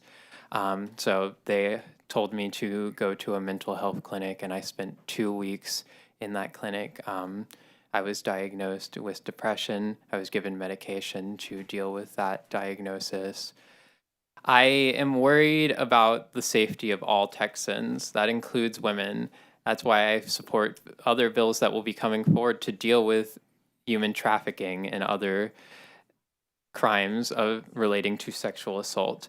But I worry because when we talk about the biblical grounds that we are trying to discuss today, it seems like at times we're not really thinking about all people's religious views. I talked about being Jewish last time around, and the Torah says, you shall neither vex a stranger nor oppress him, for you were strangers in the land of Egypt. And to clarify, that is the King James Version, not a Jewish translation. So that is what the Christian Bible says. And I'm going to, I think we can talk about how the enforcement of this is going to balloon the budgets of local governments, but let's talk about something said by a Republican, and I may be a Democrat, but I agree with him on this one statement, Ronald Reagan. The most terrifying words are, "I'm the government and I'm here to help you. Don't create more regulation. What's next? A license to operate my damn toaster?" Thanks for your testimony. Welcome. Pull the microphone close and introduce yourself and go ahead. Hello, I'm Jeanette Kincaid. I oppose SB 8. I represent myself. 2 years ago, when the state of Texas passed the sports ban, which made anyone who was transgender unable to play sports, my 9-year-old got wind of it, and she came to me concerned. She said, "Mom, how would someone know that someone was transgender?" And her worry was that when she went to school, that all of the children are going to have to show their genitals, their private parts, to be able to play sports. And she thought the adults at the school were going to start asking to look at their private parts. And I, of course, told her that's not how the law would work. And that I reminded her no one should ever be asking to look at your private parts. But in that moment, I knew, and we do know, that until predators are caught, that they stay hidden and they take jobs that put them close to children. And I feel positive that in the state of Texas, that ban has been responsible for a child being abused by somebody. I guarantee that there's a child who heard there's a law and I have to check. And, not all kids play sports, but all kids use the bathroom. And I know you want to keep women and children safe, but this will not do that.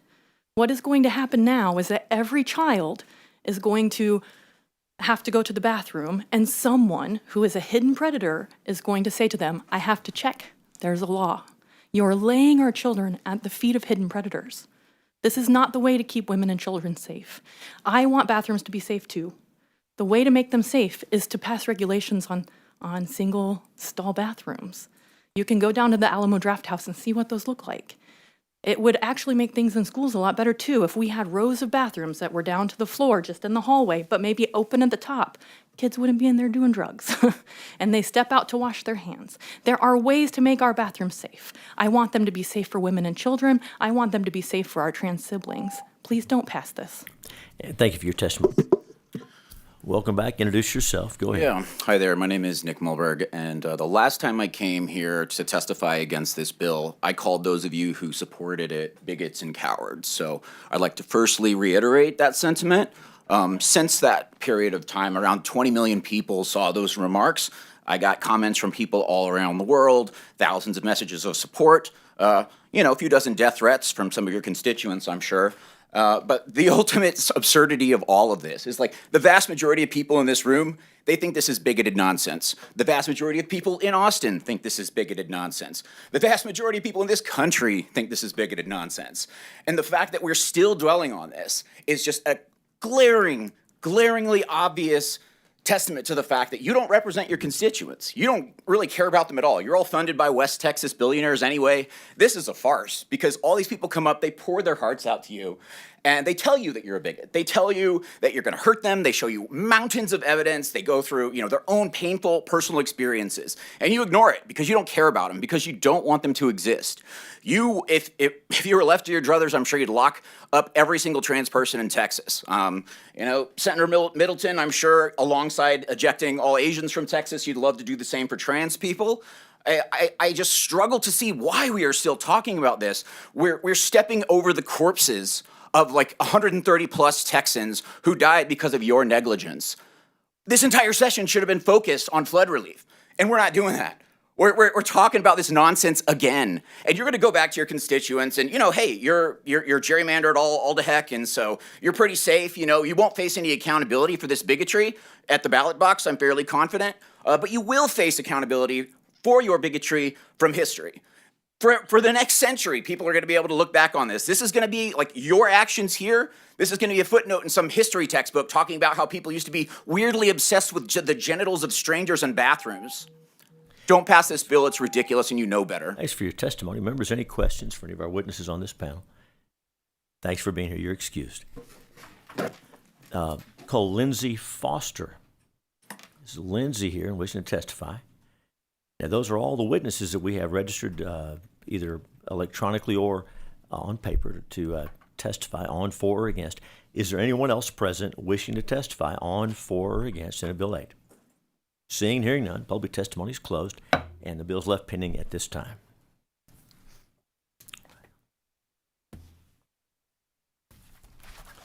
Chair now lays out Senate Bill 6, and on behalf of Senator Perry, this is the bill dealing with consumable hemp product restrictions. This bill has been heard, of course, in various forms in the regular session and the special session. That's the issue before us again. And so Senate Bill 6 is now before us. Are there any questions from the committee before we open public testimony? Very well, we'll open public testimony on Senate Bill 6. I call Alicia Castillo, Thalia Castle, Nick Mulberg. If I've been paying attention, I would have let you keep your seat, Ms. Mulberg. I apologize. Thanks for coming back. Sarah Beck. Again, Alicia Castillo, Thalia Castle. We have Mr. Mulberg, Sarah Beck.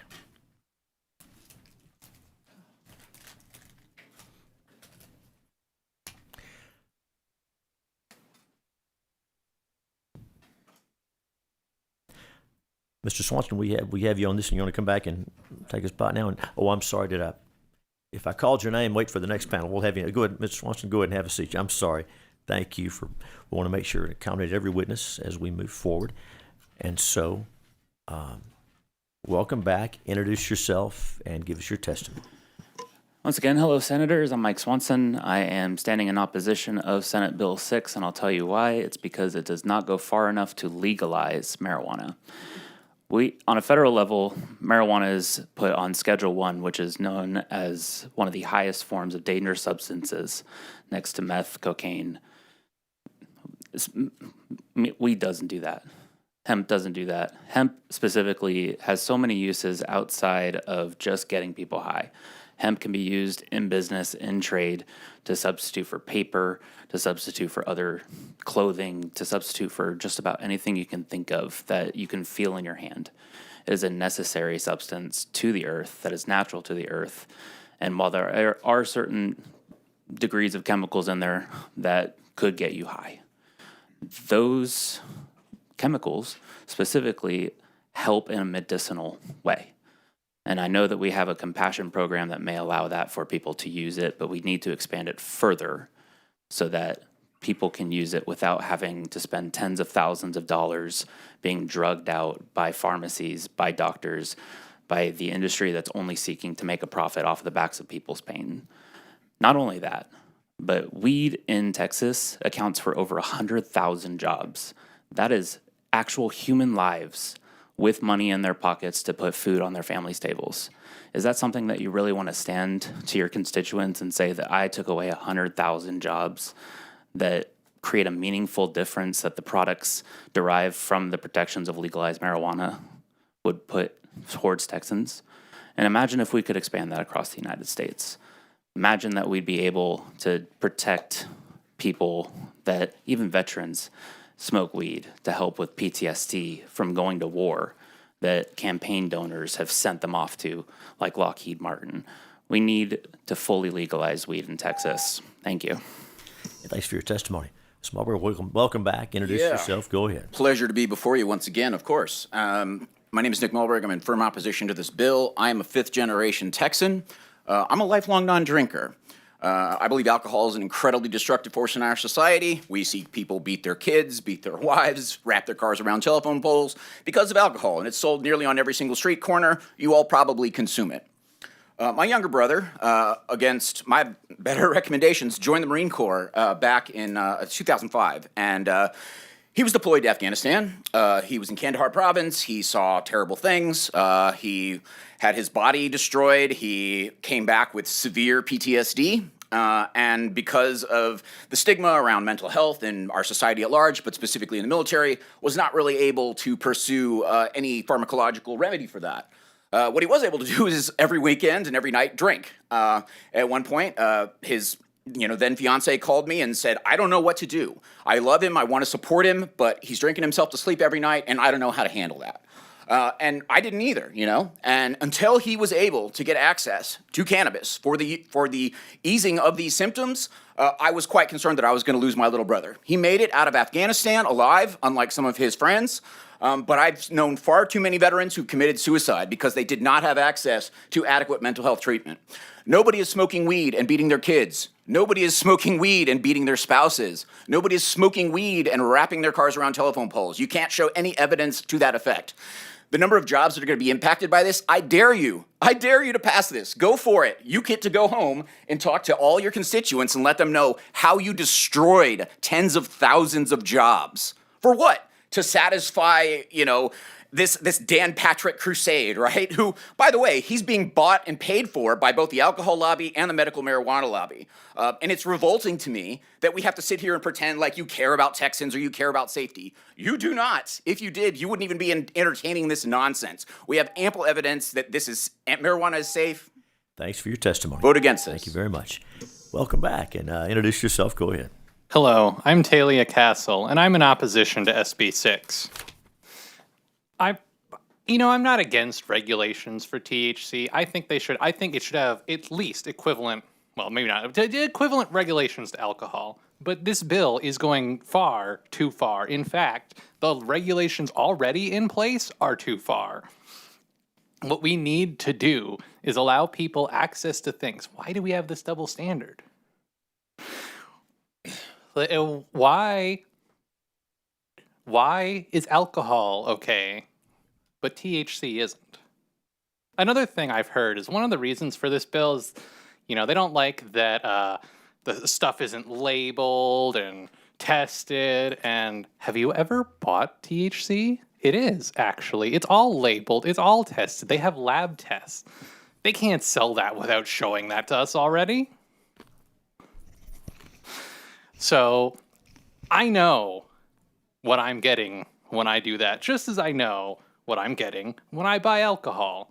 And I agree we should keep it out of the hands of children as best as we can, except in cases where it can be medically helpful. But adults 21 and older deserve the freedom in America to make their own choices. They deserve the same freedom that all alcohol-loving people enjoy.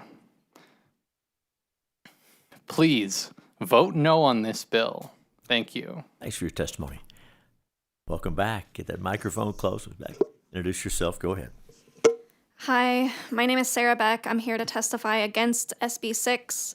THC is a natural product that serves many health benefits and has medical purposes, compared with prescription medication that has addictive and potentially troubling properties. Both of these serve specific purposes. Legalization and regulation of THC would allow better control of this product and also benefit our markets financially. THC could be taxed and it could boost our economy. Veterans and those with chronic illnesses have spoken extensively about the importance of access to this product and the benefits that it serves them, especially within the disability community. For people who have chronic pain, this is a lot more safe and accessible product than things that are otherwise legal. I would love for THC to be regulated so people can safely access it and know what they are consuming.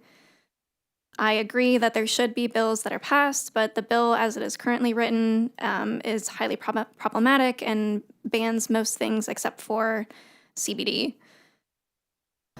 There's a lot of reasons to oppose this bill, and the way it's written right now should not move forward. Thank you. Thank you for your testimony. Senator, is there any questions for any of our witnesses on this panel? We thank each of you for being here. You're excused.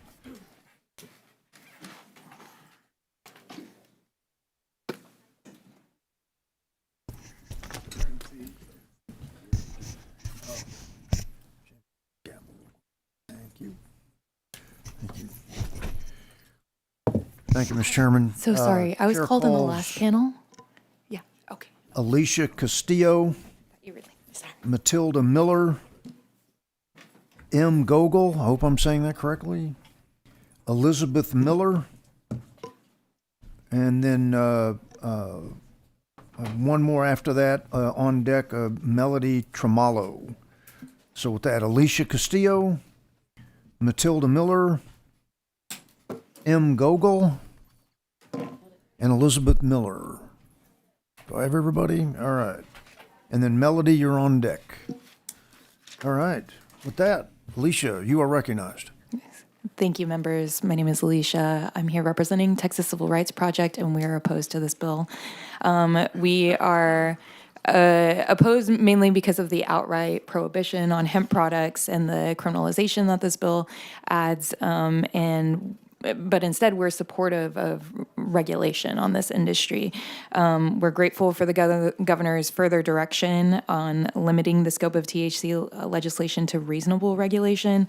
We've listened adamantly to testimony over the past several months about this, and something that has really struck me is this kind of throwing up our hands, particularly from our regulation officials and law enforcement, that this is hard to regulate. It's very difficult, so we shouldn't. But we know that that means that the illicit market is who benefits from that, and the cartels are what benefit from that. So I would recommend to this committee that we urge our law enforcement, we urge our regulatory bodies to take up the mantle, do what we need to do to regulate this industry, allow Texans to reap the benefits, allow Texans the liberty that they deserve to engage in the use of products that they wish after the age of 21 years old or 18 years old, and don't impact the criminal legal system in a way that is going to be really difficult for people to come back from. I think many of you have served on the Criminal Justice Committee. You're very well aware of the burden on our courts and on our jails right now, and this will needlessly burden our court system further. Additionally, typically, possession charge of these products would be something like a Class C misdemeanor, but this bill makes it a Class B, which is even more harsh and jailable. So respectfully urge for reconsideration of this and move towards regulation rather than prohibition. Thank you. Okay. Thank you. And we'll move from my left to right. So please state your name, whom you represent, and you're recognized. Howdy, I'm Melody Tremolo. I'm representing myself, and I oppose SB 6. I'm actually okay with some of the provisions in this bill. For example, exemptions for research, mandatory testing, child-resistant packaging, and banning marketing towards children all get a hell yes from me. Then there's a lot I oppose. The increase in fees is anti-small business, for example. You open up the market to large corporations and close the doors on people who want to run a small business, which Texas is all about small business, or at least that's what I heard when I was growing up. You restrict hemp products to 21s and over. I know that my argument is a tired one, but one that I really do believe in. If you can vote and sign up for the Army at 18, you should be able to smoke and drink at 18 too. Moving on, though, most egregious is the removal of THC. Only CBD and CBG are allowed under this bill. Most of the therapeutic benefits are seen with a healthy mix of cannabinoids, not just one or another. This includes THC. So this doesn't really help anybody and would kill a burgeoning hemp market that brings a healthy amount of tax revenue to the state. But go ahead, ban proper hemp, and shoot yourself in the foot while you're at it. I'm Melody Tremolo. I oppose SB 6. Okay, thank you. You're recognized. Please state your name, whom you represent. Emily Gogol, representing Self and Against the Bill. THC saved my life. This is not an exaggeration. When I turned 16, I started experiencing chronic pain due to a health condition, and while it started slow with more good days than bad, this changed over time. I am always in pain. There is no cure for what I have, and the only cure is pain management. I will be in pain until I die. I had to accept this young, and I had to learn that good days were not guaranteed. I also learned how to get painkillers really easily. I didn't need hydrocodone to deal with the pain from my wisdom teeth surgery, but those 20 pills became a lifetime for me during a very difficult time. I told myself to save them and only use them on bad days. After 4 straight bad days in a row, I realized on the 5th day that if I took the next pill, then I would never stop. So I bargained with myself. If I didn't take a pill for a week, then I would get to take one the next time I was in pain. And that was the cycle of my life. When I got down to 10 pills, I thought, when I run out, I'm going to kill myself. That was not an exaggeration. That was a real thought I had. I got down to 2 last bad days before I finally found THC. Someone recommended it to me, and I tried it, and it saved my life. For the first time in years, I wasn't in pain. And I'm not a weak person. I'm a very strong person, but this kind of pain doesn't stop. And if you have ever been in pain that has no end date in sight, you will understand what it's like to want to run away from that. If you pass this bill and you make it harder for me to get THC because CBD does not work on the kind of pain I have, then I will break the law. I don't want to, but I will have to, because it's that or dying. And I've accepted that death is a possible outcome. People with my kinds of conditions live to be 35 years old most of the time. And that's not because of complications due to their illness, it's because they kill themselves.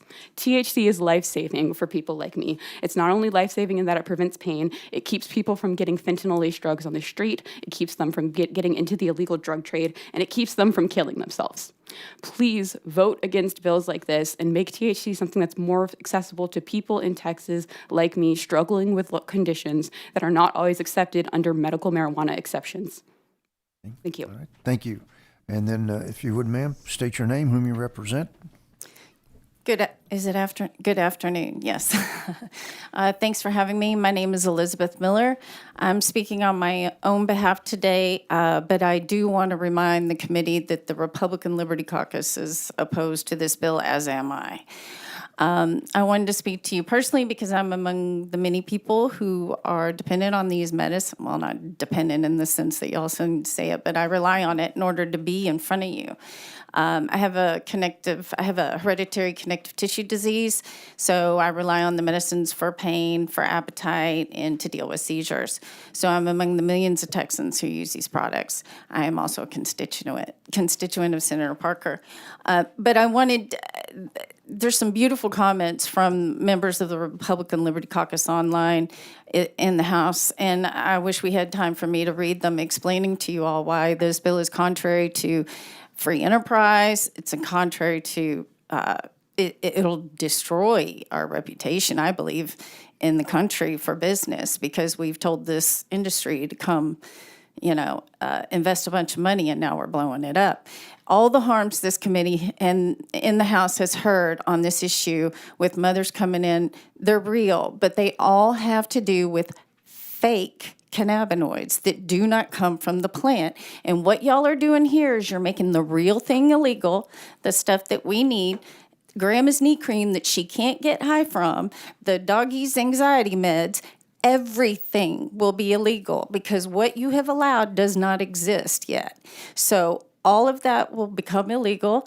You'll have a whole bunch of upset constituents. You'll get dinged by Republican Liberty Caucus. I will suffer, but I'd love to talk to y'all more about the many, many problems. I know you're in a hurry, so I won't keep going, but just know everybody is still opposed to this. Thanks. And thank you for your testimony. Senator Paxton, you have the panel. Thank you. Do you participate in the Texas Compassionate Use Program? I haven't thus far. Y'all just added chronic pain, and I appreciate that. But I need a fair amount of THC. You know, the lieutenant governor's, the table full of stuff, the edibles don't work on me. I could eat the whole table and still sit here and you wouldn't notice. So I need a fair amount. That makes the compassionate use program very expensive for someone like me. Plus, I live in Dallas-Fort Worth. Do you work with a medical professional? I do. I have a patient at John Peter Smith. I like to go to a teaching hospital so I can help expand awareness of my connective tissue disease. Sorry, doctor, I'm going to be coming to you to talk to you about that. We might have a bill next time. All right.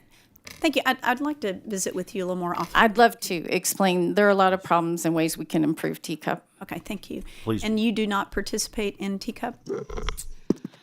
The kind of condition that I have takes on average 10 years to be diagnosed by a formal medical doctor. I'm in the process of getting that diagnosed, but every doctor that I've spoken to is of the fairly reasonable assumption that I have what I have.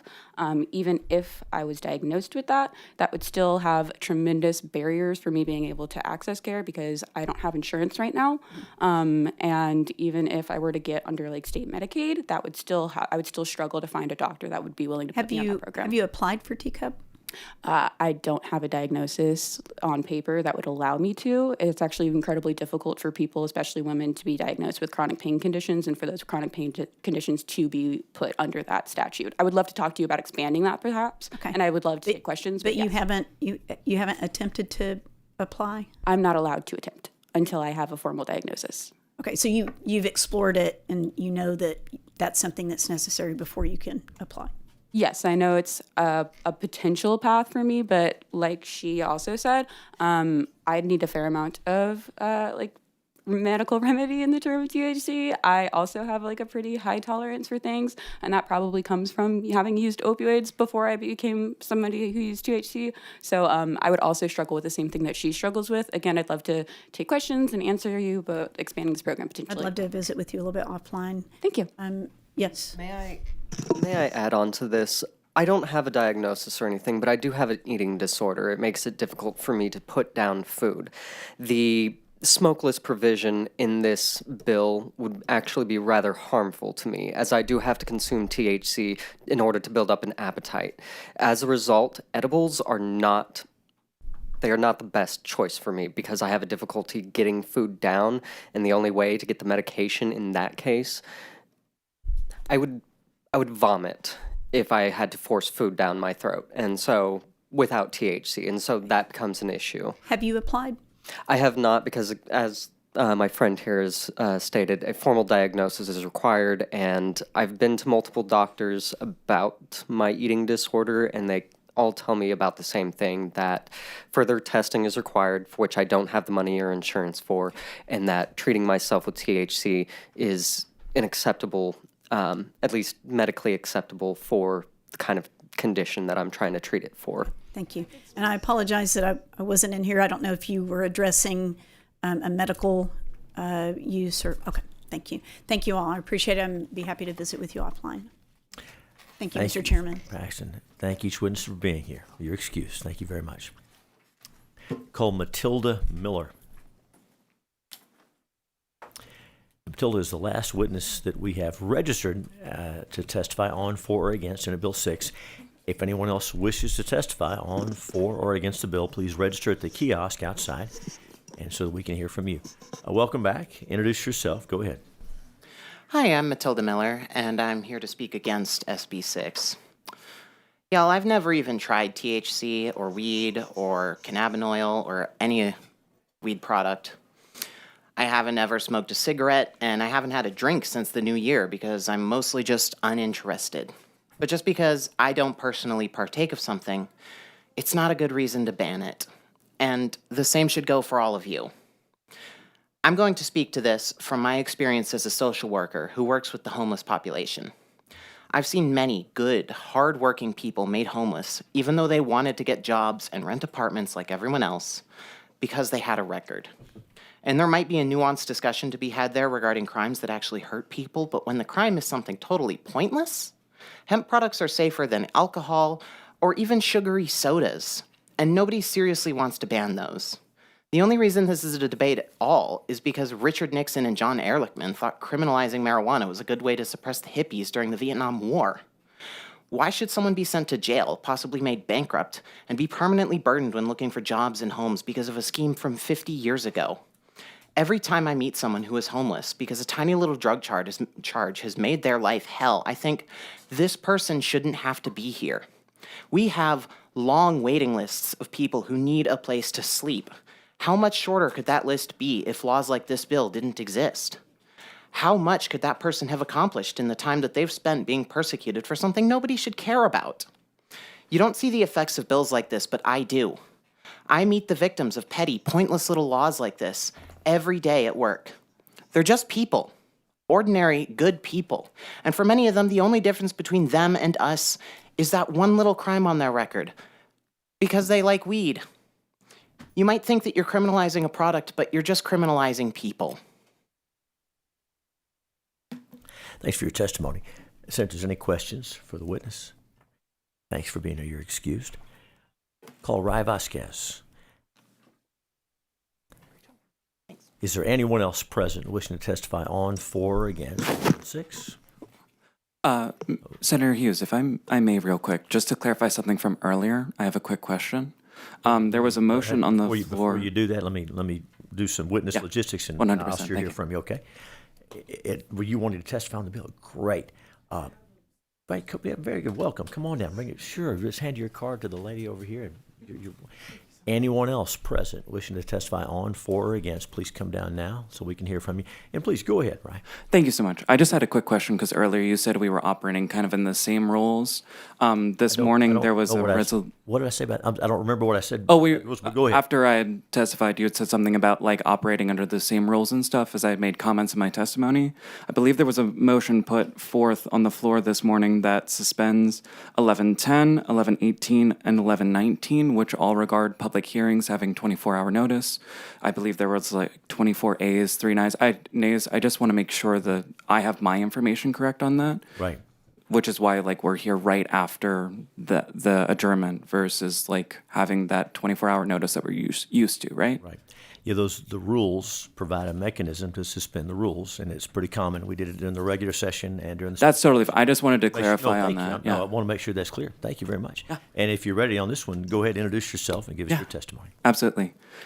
I'm Ray Vasquez. I'm against this bill. I actually didn't write anything for once, which is weird for me. I think that when we take something that's very popular and we have seen its validity and seen its use, and we take that away and we say, no, you can't have that. Also, here are laws against that. We have issues such as the prohibition. We have the removal of voting rights in different iterations when it comes to this country. And that's why revisions like the Civil Rights Act exist, even though we had the 13th, 14th, and 15th Amendment. That's why we repealed the prohibition of alcohol through constitutional amendments. I think that something like this is just going to hinder Texas as a whole. And whether you partake or not, it is big business. And the reason why we're here with these bills is big businesses that are not thrilled about having THC products. I myself am Gen Z, so I'm pretty young. But at the same time, I have a lot of my friends who are going out to bars and taking THC drinks and otherwise. And the thing or the beauty I have found in those kinds of products is that you buy 1 or 2, you have an imbibement, you feel great, you love your life, and you're not spending your whole 401k on drinks. Cocktails run upwards of $20 to $30 in Austin area. I don't know if you've been out recently. But these are things that have no substantial side effects, no deaths, no facts or figures that point to any kind of legislation that speaks to a greater harm. And when it comes to those kinds of legislations, it just scares me how we can just so quickly think, oh yeah, that's a bad thing, but it's not. But we are going to get rid of it. So don't pass this bill, please. Thanks for your testimony. And Destiny, welcome back. When you introduce yourself and give us your testimony.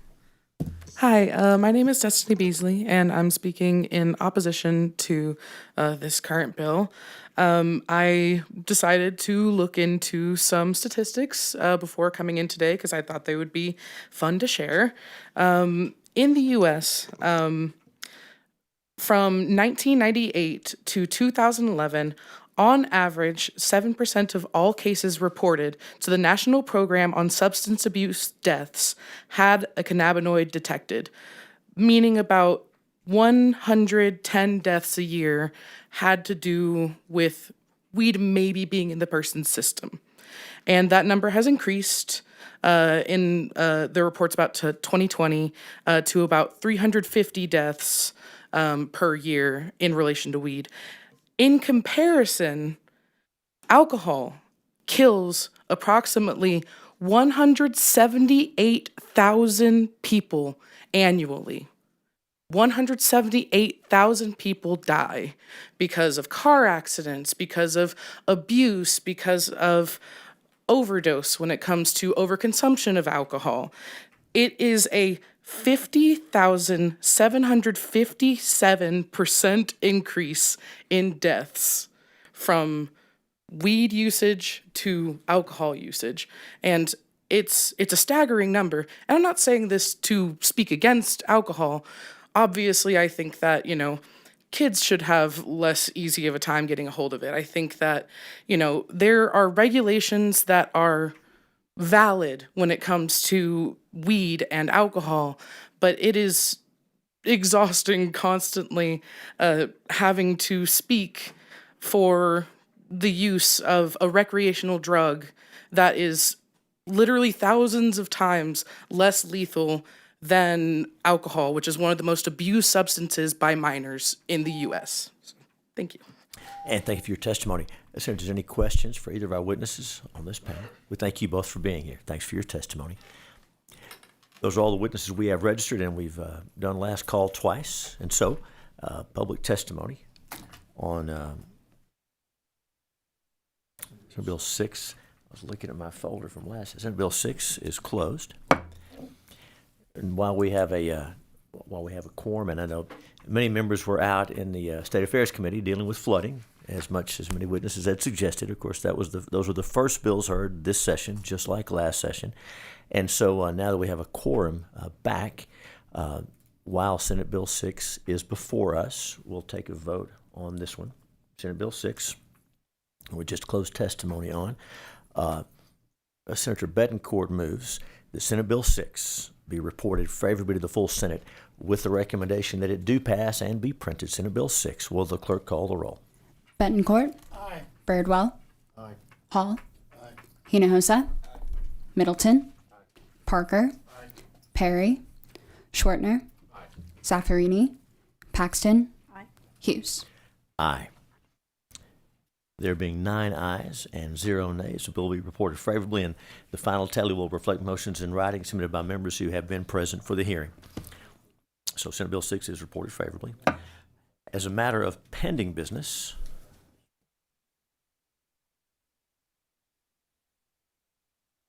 the chair lays out Senate Bill 8. That's Senator Middleton's bill that we heard earlier and heard testimony on. Senate Bill 8 is now before us. And Senator Hall moves that Senate Bill 8 be reported favorably to the full Senate with the recommendation that it do pass and be printed. Senate Bill 8, will the clerk call the roll? Betancourt. Aye. Birdwell. Aye. Hall. Aye. Hinojosa. Aye. Middleton. Aye. Parker. Aye. Perry. Schwartner. Aye. Zaffarini. Paxton. Aye. Hughes. Aye. There being 9 ayes and no nays, Senate Bill 8 will be reported favorably to the full Senate.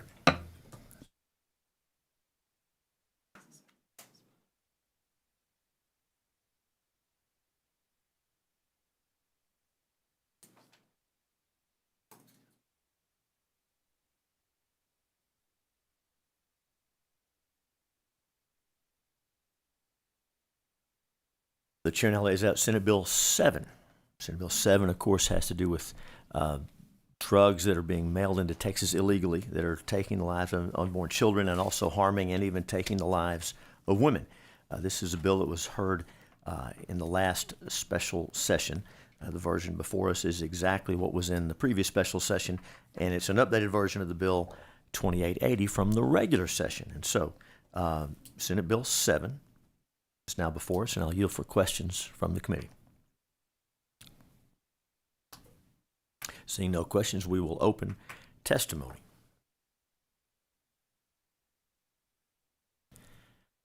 That chair calls Alex Evans, Hayden Cohen, Alicia Castillo, Sarah Beck,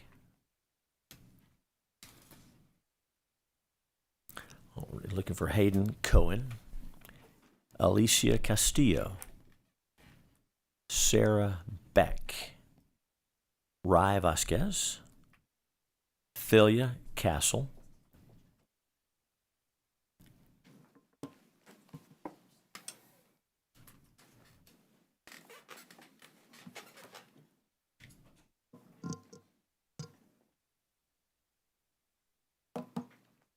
welcome to each of you. Pull the microphone close, introduce yourself, and give us your testimony. Good afternoon. My name is Alexandra Evans. I'm the Government Relations and Political Coordinator at Planned Parenthood Texas Votes, and I'm here in opposition to this bill. SB 7 creates a private civil enforcement mechanism like SB 8, where anyone, anywhere can sue and collect $100,000 in damages per violation. It doesn't matter if they have no connection to anyone involved. This qui tam structure rewards bad actors willing to profit off others' deeply personal healthcare decisions. Although SB 7 would not allow pregnant Texans to be sued for their own abortion, these lawsuits can be filed by anyone without the agreement of the pregnant person, potentially forcing her to be involved in lengthy litigation and subject to public scrutiny against her will. We've seen versions of this bill for months now, and at every hearing, there's at least one story told about a pregnant Texan who ordered abortion pills online and had an adverse experience. What we are supposed to take from these stories is that medication abortion is unsafe and that it is bad medical practice to mail these pills. Neither of these statements are true, but it is fair to say that Texans shouldn't have to order abortion pills online. They should be able to talk to their doctor or go to a state-funded family planning clinic and easily access medication abortion right where they are. But they cannot because of existing Texas law. Let's be clear, those outside the state who help Texans access medication abortion are doing the right, just thing. Self-managed abortion is safe, even at home. If you want Texans to be able to talk openly with their doctors about abortion, consider who may be the most obvious culprit for why both patients and providers are scared: the state of Texas. Further restricting abortion will only harm Texans, especially those in vulnerable situations like domestic violence, as 1 in 3 Texas women will experience. Pregnancy is dangerous in situations of domestic violence, often skyrocketing the intensity of abuse and risk of homicide. Access to medication abortion can protect pregnant people from being trapped by an abuser. Of course, just like with any medication, people that want to cause harm can misuse abortion-inducing drugs, but that criminal behavior is already against the law. On the other hand, SB 7 rewards domestic abusers with expanded reach. This happened in Galveston County when 2 friends helped a pregnant woman acquire abortion medication, and her abusive, now ex-husband, retaliated with legal action, wrongful death lawsuits of $1 million, which were later dropped. I urge you to oppose. And thank you for your testimony. Welcome back. Introduce yourself. Go ahead. My name is Rai Vaz, and I oppose this bill. Last time I was here to testify on this during the regular session, I spoke about a personal family story in the hopes it would stir you into thinking about the harm your bill will cause.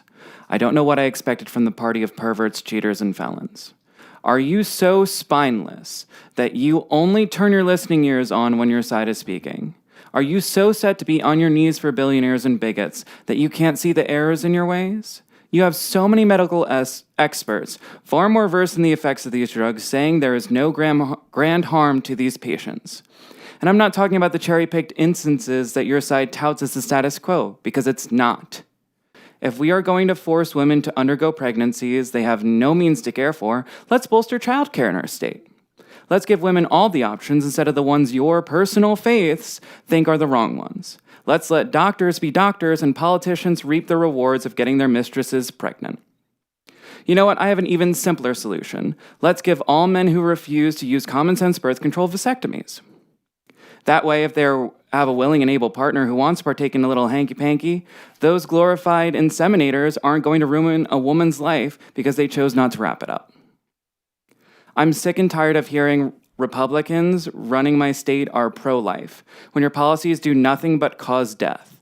When your policies when your party shares ranks with legislators who lower punishments for child rape laws so family members can avoid prison, or have paid under the table for 3 abortions to their mistresses while fantasizing about putting their seed inside cookies to sell to their school's bake sales. If you cannot speak with any moral authority, you don't get to choose who and what time people get procedures. Because if you're not going to stop abortions with this bill. You're going to make them harder to acquire, and it's just goddamn wrong. Thanks for your testimony. Welcome. Introduce yourself. Go ahead. Hi, my name is Alicia Castillo. I'm here representing the Texas Civil Rights Project, and we're opposed to this bill.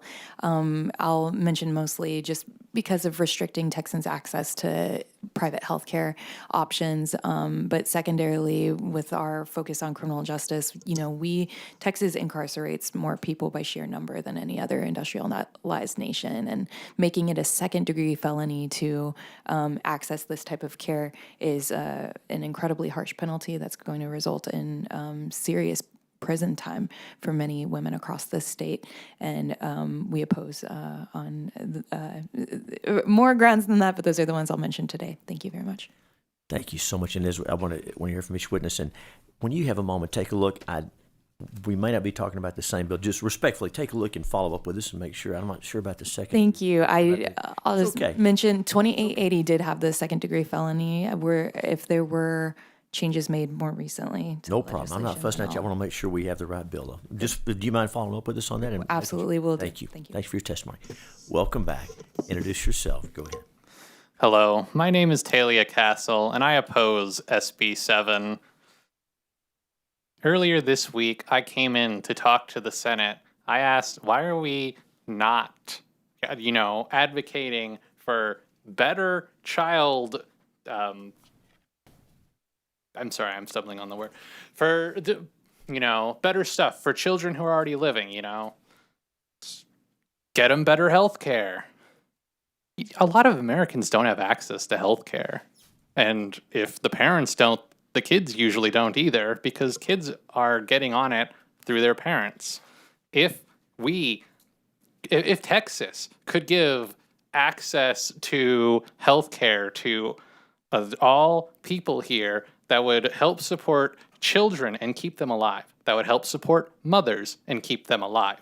That would also help support fathers, but we're not talking about that in this bill, apparently. Well, unless they're trans men. But what this bill will do is scare people into hiding even more, suffer more serious consequences when they could have simply avoided it by having a talk to a doctor about this, gotten whatever test could help. But they can't do that because you won't let them. Thanks for your testimony. Members, any questions for any of our witnesses on this panel? Thank you for being here. You're each excused. Call Hayden Cohen, Sarah Beck, Nick Malberg, Mike Swanson.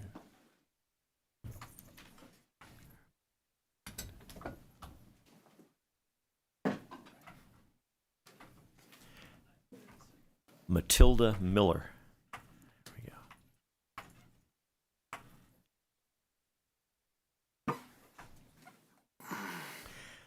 go. Welcome back. When you're ready, introduce yourself. Give us your testimony. Hi, I'm Matilda Miller. You might recognize me from 4 days ago when I just testified against this bill. Since then, 216 people have become pregnant as a result of rape in Texas. Since only 2.5% of rapists are convicted in this state, only 5 of those victims will be allowed a rape exemption to get an abortion. And that assumes that all of them can get that conviction before their pregnancy is up, which is highly unlikely. But those other 211 who aren't willing to carry their rapist child are apparently intolerable. They have to be chased down and pursued by the state. They have to have their options stripped and taken from them. They have to be criminalized. And And those are the people who are carrying fetuses as a result of rape. Never mind the people who just want to have autonomy over their own bodies in general. Y'all would rather see people in hospital parking lots bleeding out from sepsis than simply be able to take control of their own bodies. Apparently, this state is perfectly happy to re-victimize those rape victims by forcing them to carry rapist babies. And then the state won't even provide them with information on prenatal care or funding for prenatal care. They won't help the children after they're born.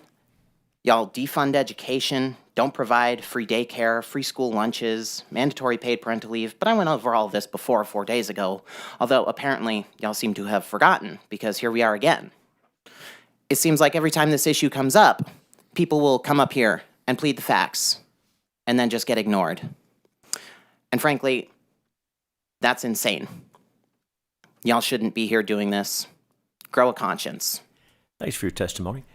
Welcome back. Introduce yourself. Go ahead. Not the last time you're seeing me today, I promise you that. My name is Mike Swanson. I'm here to stand in opposition of this bill. I'm going to do my best to make sure that I rein in my anger as much as possible, because I will tell you I am absolutely frustrated that the quorum on this dais is all male. The vast majority of the people making the decision on this bill are all male. They do not, and I do not, have any position to tell a woman what to do with her body. The only person on this dais that is present here is Miss Paxton and Miss Ross, who have that decision. So let's talk about that. Let's talk about how a police officer here in Texas used traffic cameras to track down a woman who had to go out of state just to get the necessary care for a pregnancy that had gone bad. But now we're creating this bill that says you can't bring the abortion into Texas either. I'd like to call out the irony of a previously laid out bill, the Women's Privacy Act. Which is it? Do we care about their privacy or not? Do we really care? Do we really give a flying F about what goes on with women's health and women's bodies? Quite frankly, I wish that there was a committee specific for women's health on Texas that had a women's quorum that would make sense to have this bill on. We have no place as men to tell women what to do with their bodies. Absolutely, we need to focus on making sure that they have the care. We need to make sure that we're creating a life that people want to bring children into this world. Lowest in education, lowest in minimum wage. Why are we following $7.25 an hour? How do you expect someone to take $200,000 when they're only making $7.25 an hour? You cannot bring children into this world on such a low wage and expect them to be able to get by. If you want people bringing in more children to this world, maybe you need to create a better world for them. Thanks for your testimony. When you're ready, get the microphone close, introduce yourself, and go ahead.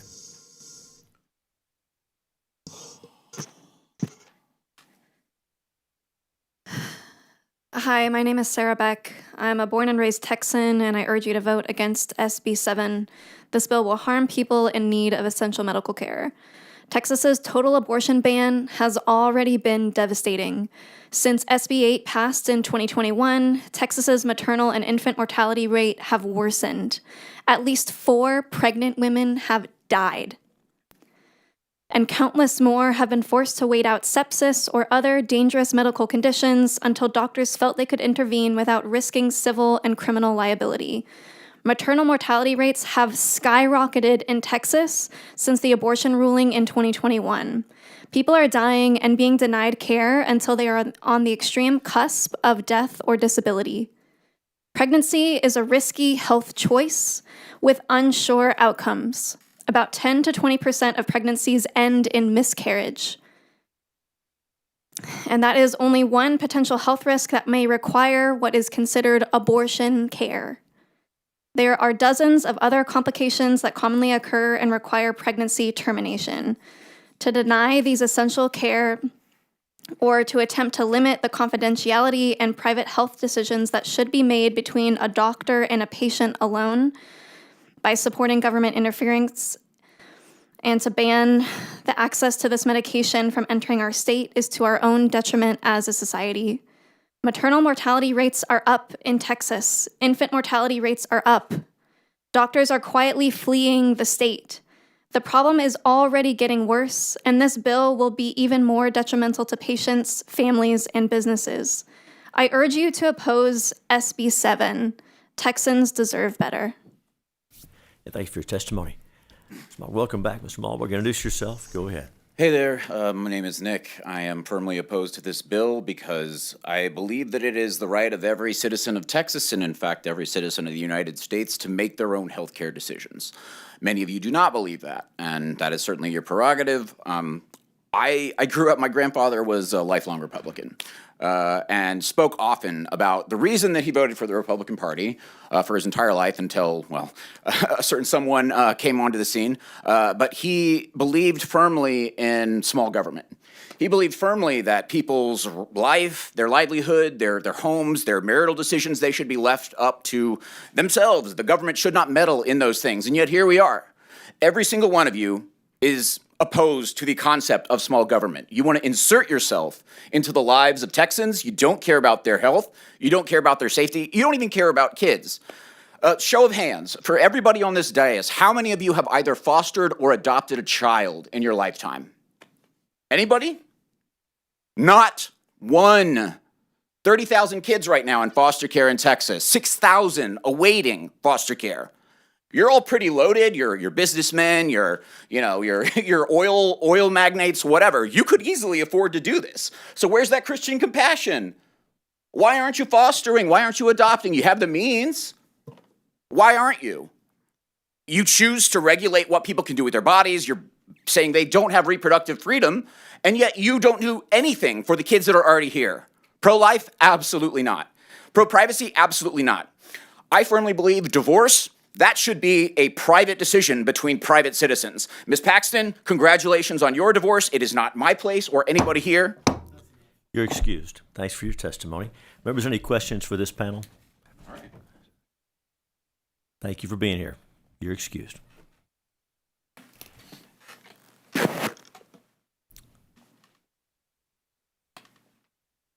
Call M. Gogol, Melody Tremalo, Morgan Whetstone, Ashley Leonards. So let's see, we have M. Melody. Is Melody still here? All right. Morgan, I think we got everybody. Morgan Whetstone, Ashley Leonards. All right. Welcome to each of you.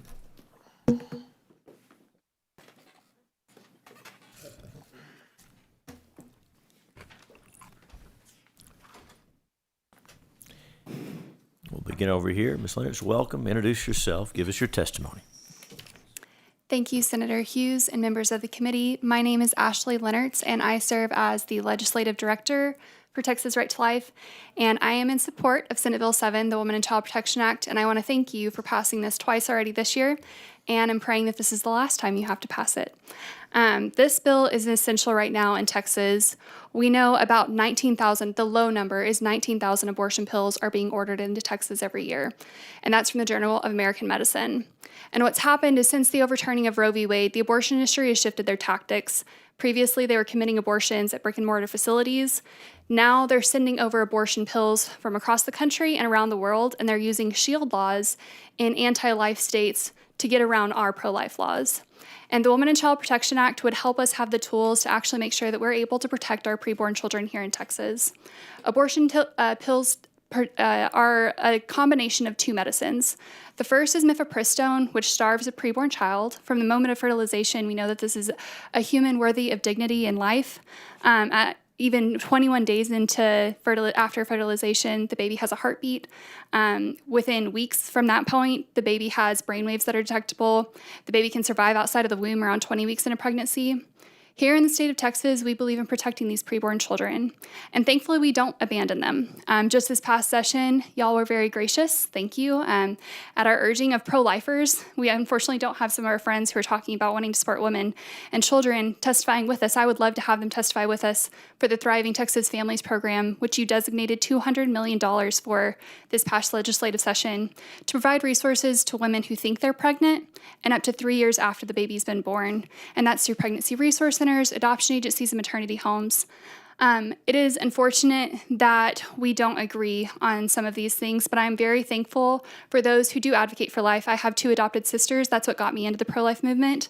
I started volunteering at a pregnancy resource center after my little sister had a crisis pregnancy, and I'm thankful for y'all's support on this bill. Thank you. Thank you for your testimony. Thank you.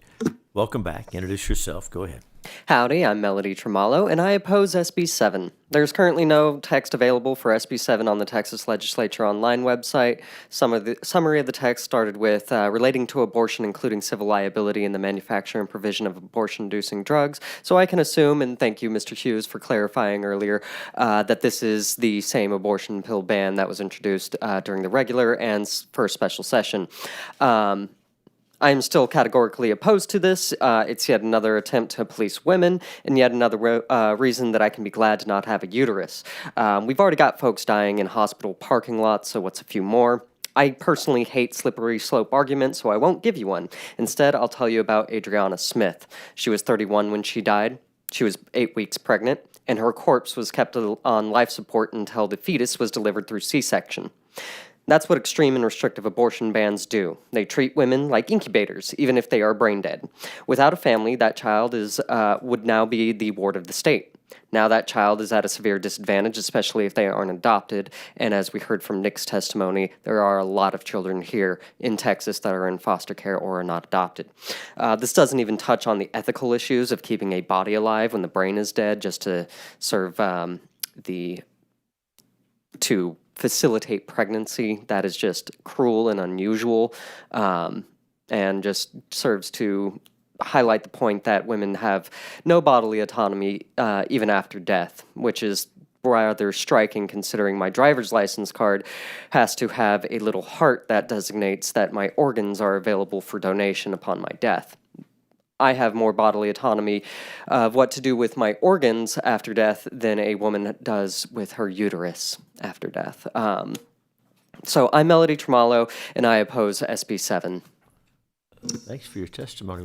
Welcome. Introduce yourself. Go ahead. Welcome back.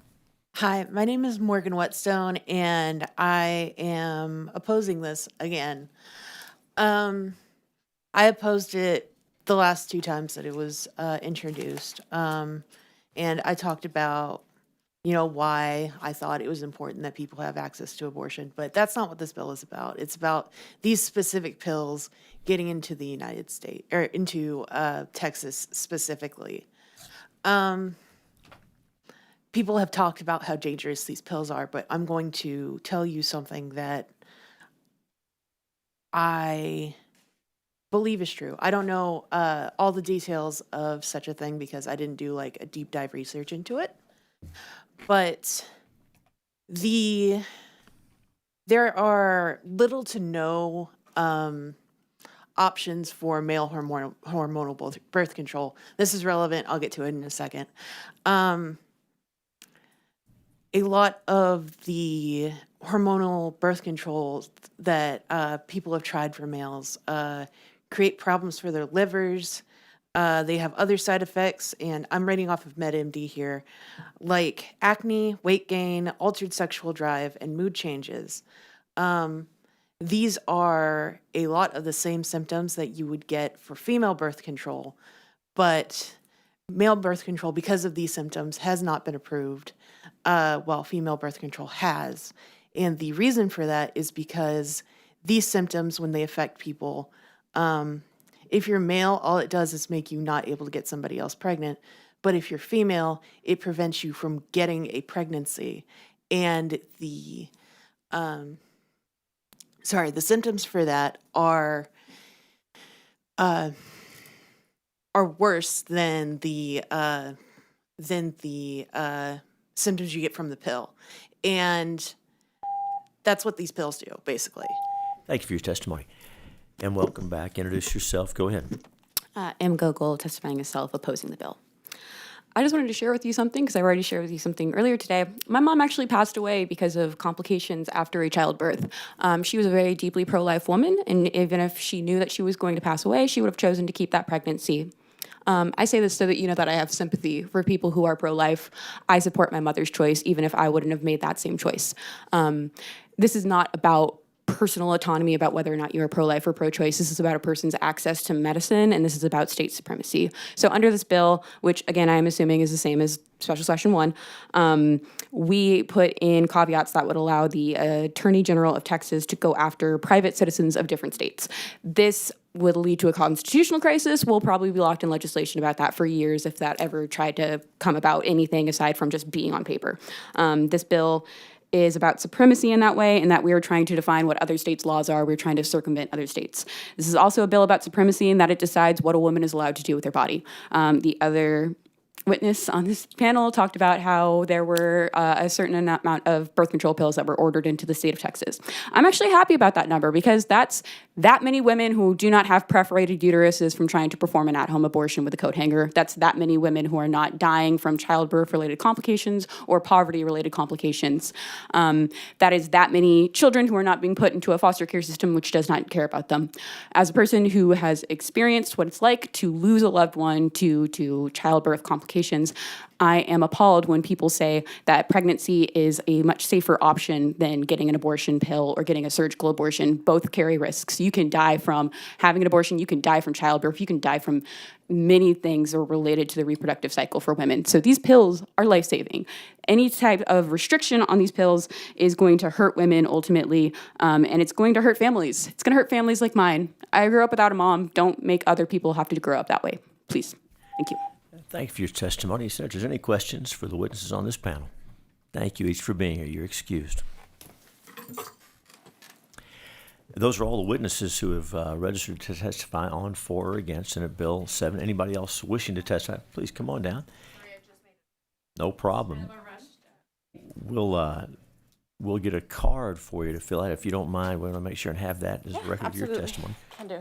Please come on down. Do we have those?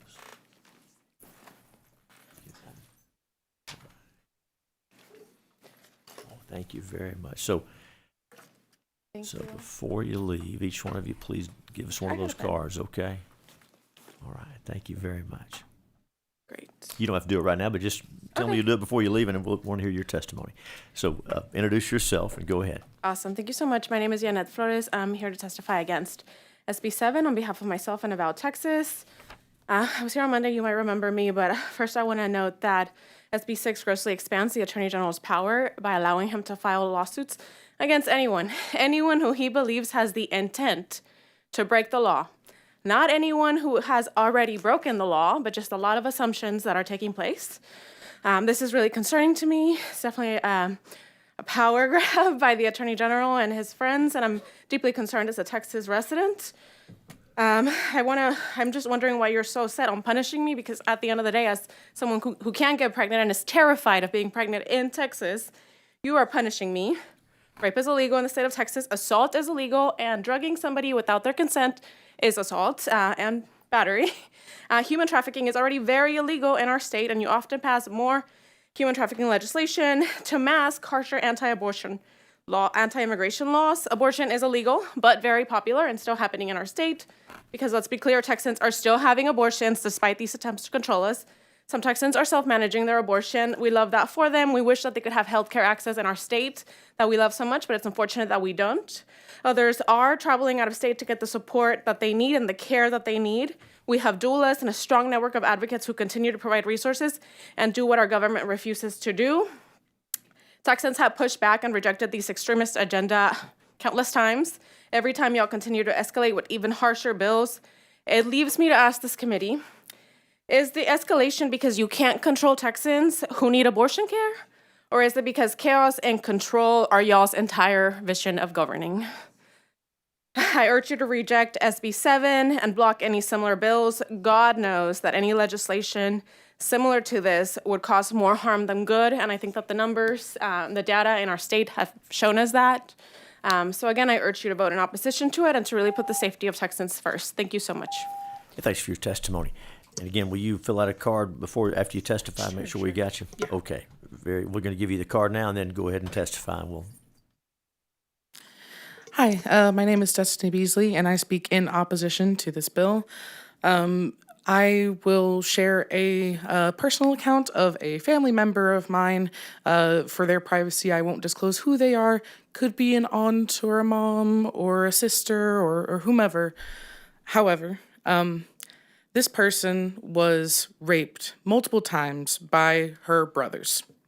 She has numerous times when she was a minor gotten pregnant due to her brothers assaulting her. And I could not imagine the torture that she would have gone through if she was forced to give birth multiple times to her own siblings' children if she did not have access to abortion care in Texas. And it is, I'm sorry, I get really emotional when it comes to this. I've also been sexually assaulted multiple times. And it is very sad to hear that no one here on this panel cares what happens to my body unless they want to control it. Because I can have kids. I'm on my period currently, honestly. And I can't imagine the fear of someone having something growing inside of them that they don't want. I know that you guys cannot comprehend that, and you guys should not have the right to speak for those who have the biological means of having children. You do not know what it feels like to have something growing inside of you, and you do not and will not ever understand it. Please do not pass this bill. Thank you for your testimony. Senators, any questions for anybody on this panel? Thank you for your testimony. You're excused. Those are all the witnesses we have registered to testify on, for or against Senate Bill 7. Public testimony is closed.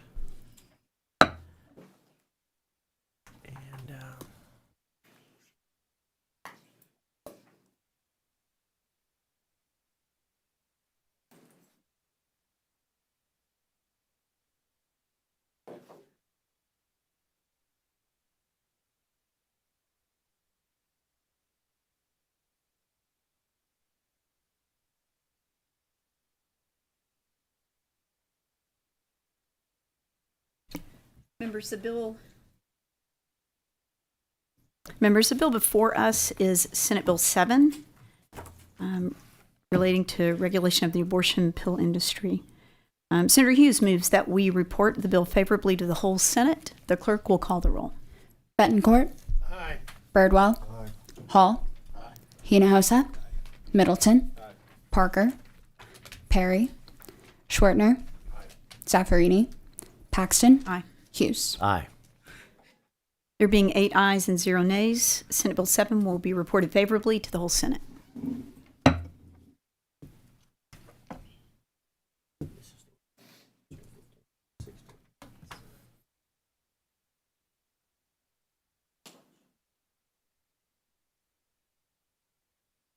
Thank you, Madam Chair. The chair lays out Senate Bill 15, that's Senator King's bill, related to certain files maintained by a law enforcement agency regarding certain employees of the agency. Senate Bill 15, of course, the bill was heard in the last regular session, and that's the bill before us, Senate Bill 15, and we will, if there are any questions from the committee on Senate Bill 15 before we open testimony. Open public testimony on Senate Bill 15. Chair calls Jennifer Szymanski, Thalia Castle, Elizabeth Miller, Mike Swanson,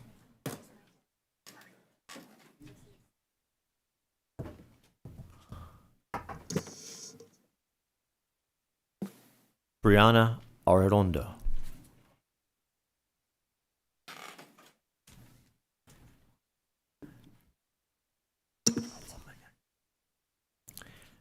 Mary Elizabeth,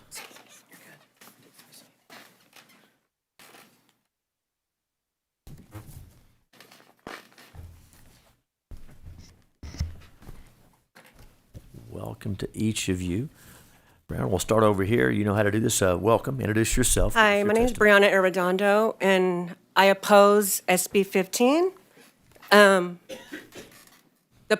These records definitely need to be public, dealing with law enforcement, and because that's what the people in the community wants. They demand these records to be public. There's so many records that are keeping hidden from the public to have access to a lot of police violence that's been happening.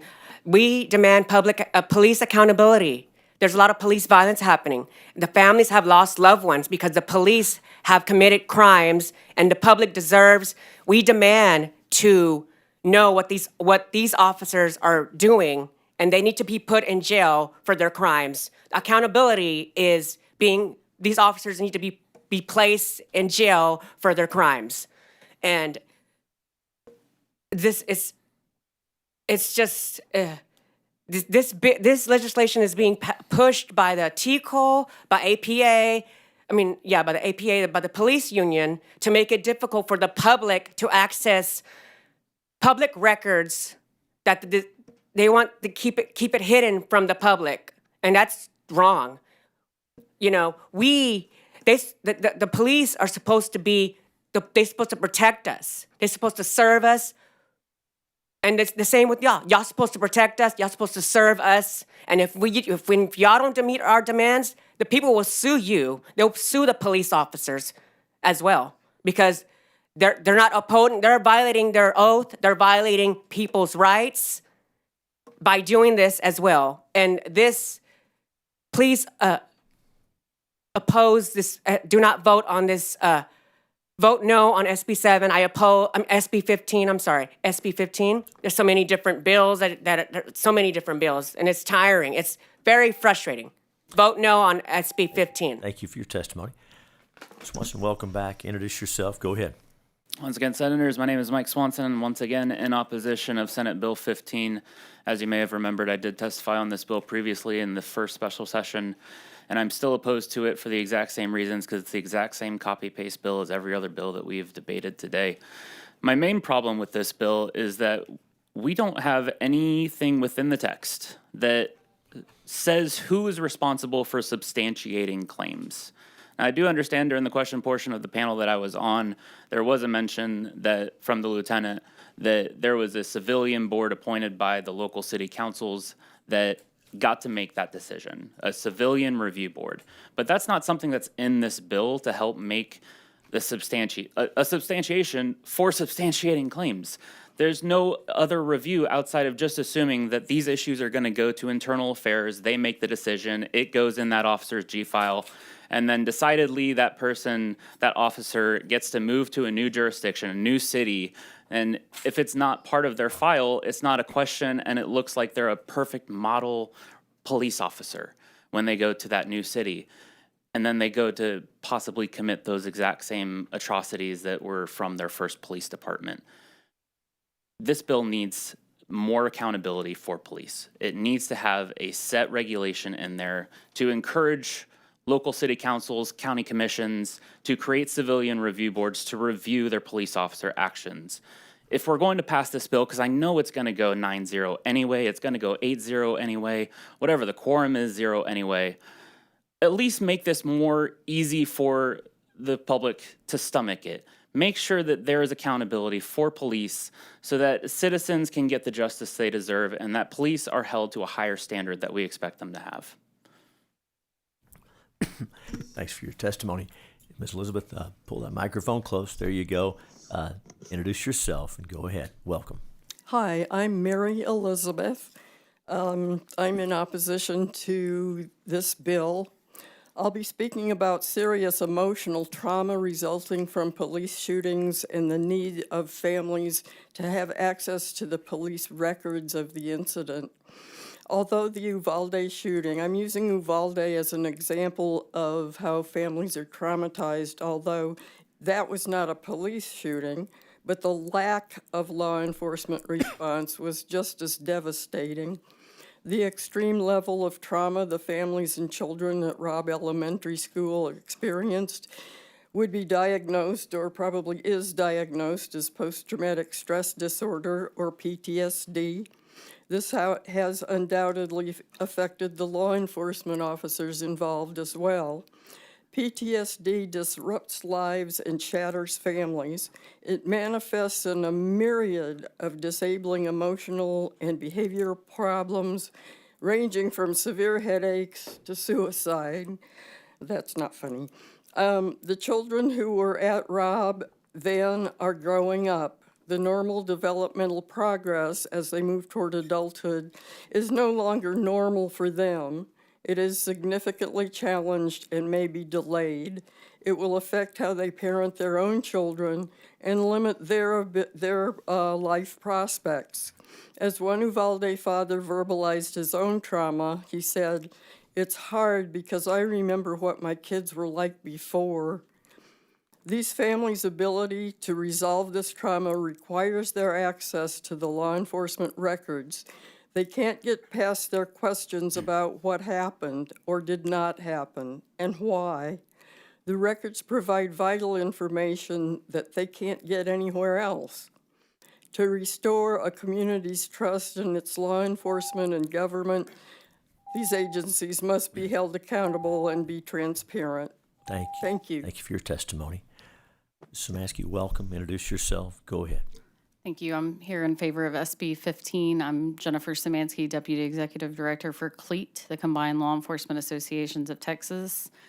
I'm really here just for a resource if anyone on the committee had any questions after the changes. I think the committee knows, even though this was a new committee from the regular, that this bill was derived from a model policy that the legislature asked TCOL to come up with a committee of stakeholders. And this was the policy that was derived from that based on current state law that 26,000 plus officers already enjoy and live by. This would standardize that for the remainder of law enforcement. The only other piece I wanted to add that this committee did not hear was with regard to the Dallas Police Department.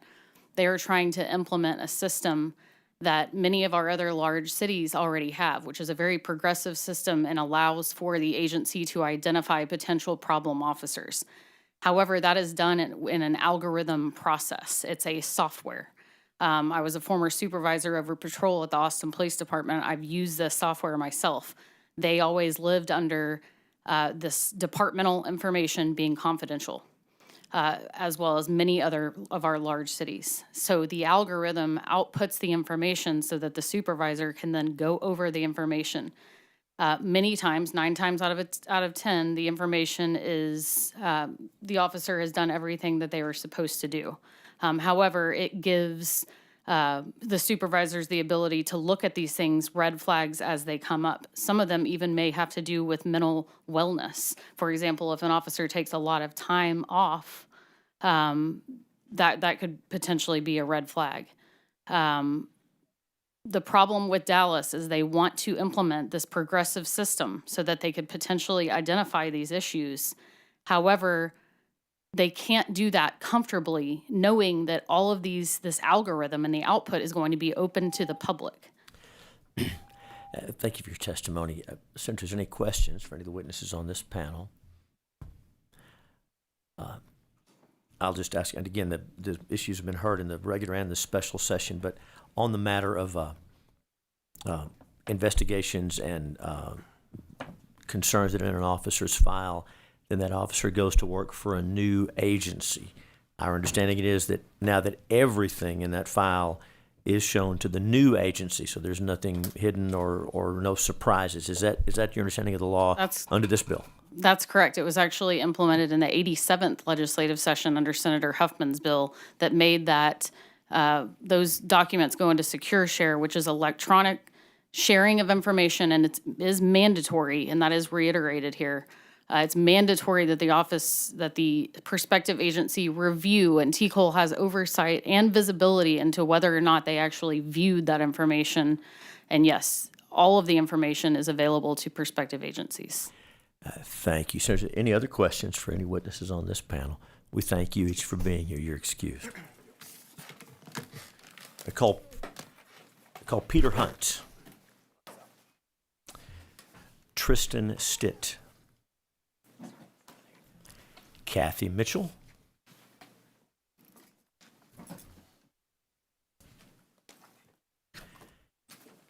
Jim Crosby.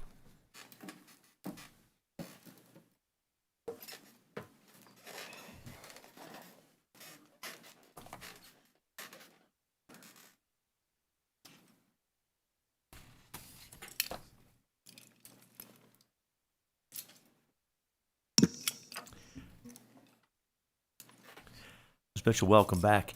When you get situated there, introduce yourself and give us your testimony. My name is Kathy Mitchell with Equity Action, and I am opposed to the bill. I want to start my testimony today with a quote from then Mayor of Uvalde, now Representative McLaughlin, when the city of Uvalde released records to the families.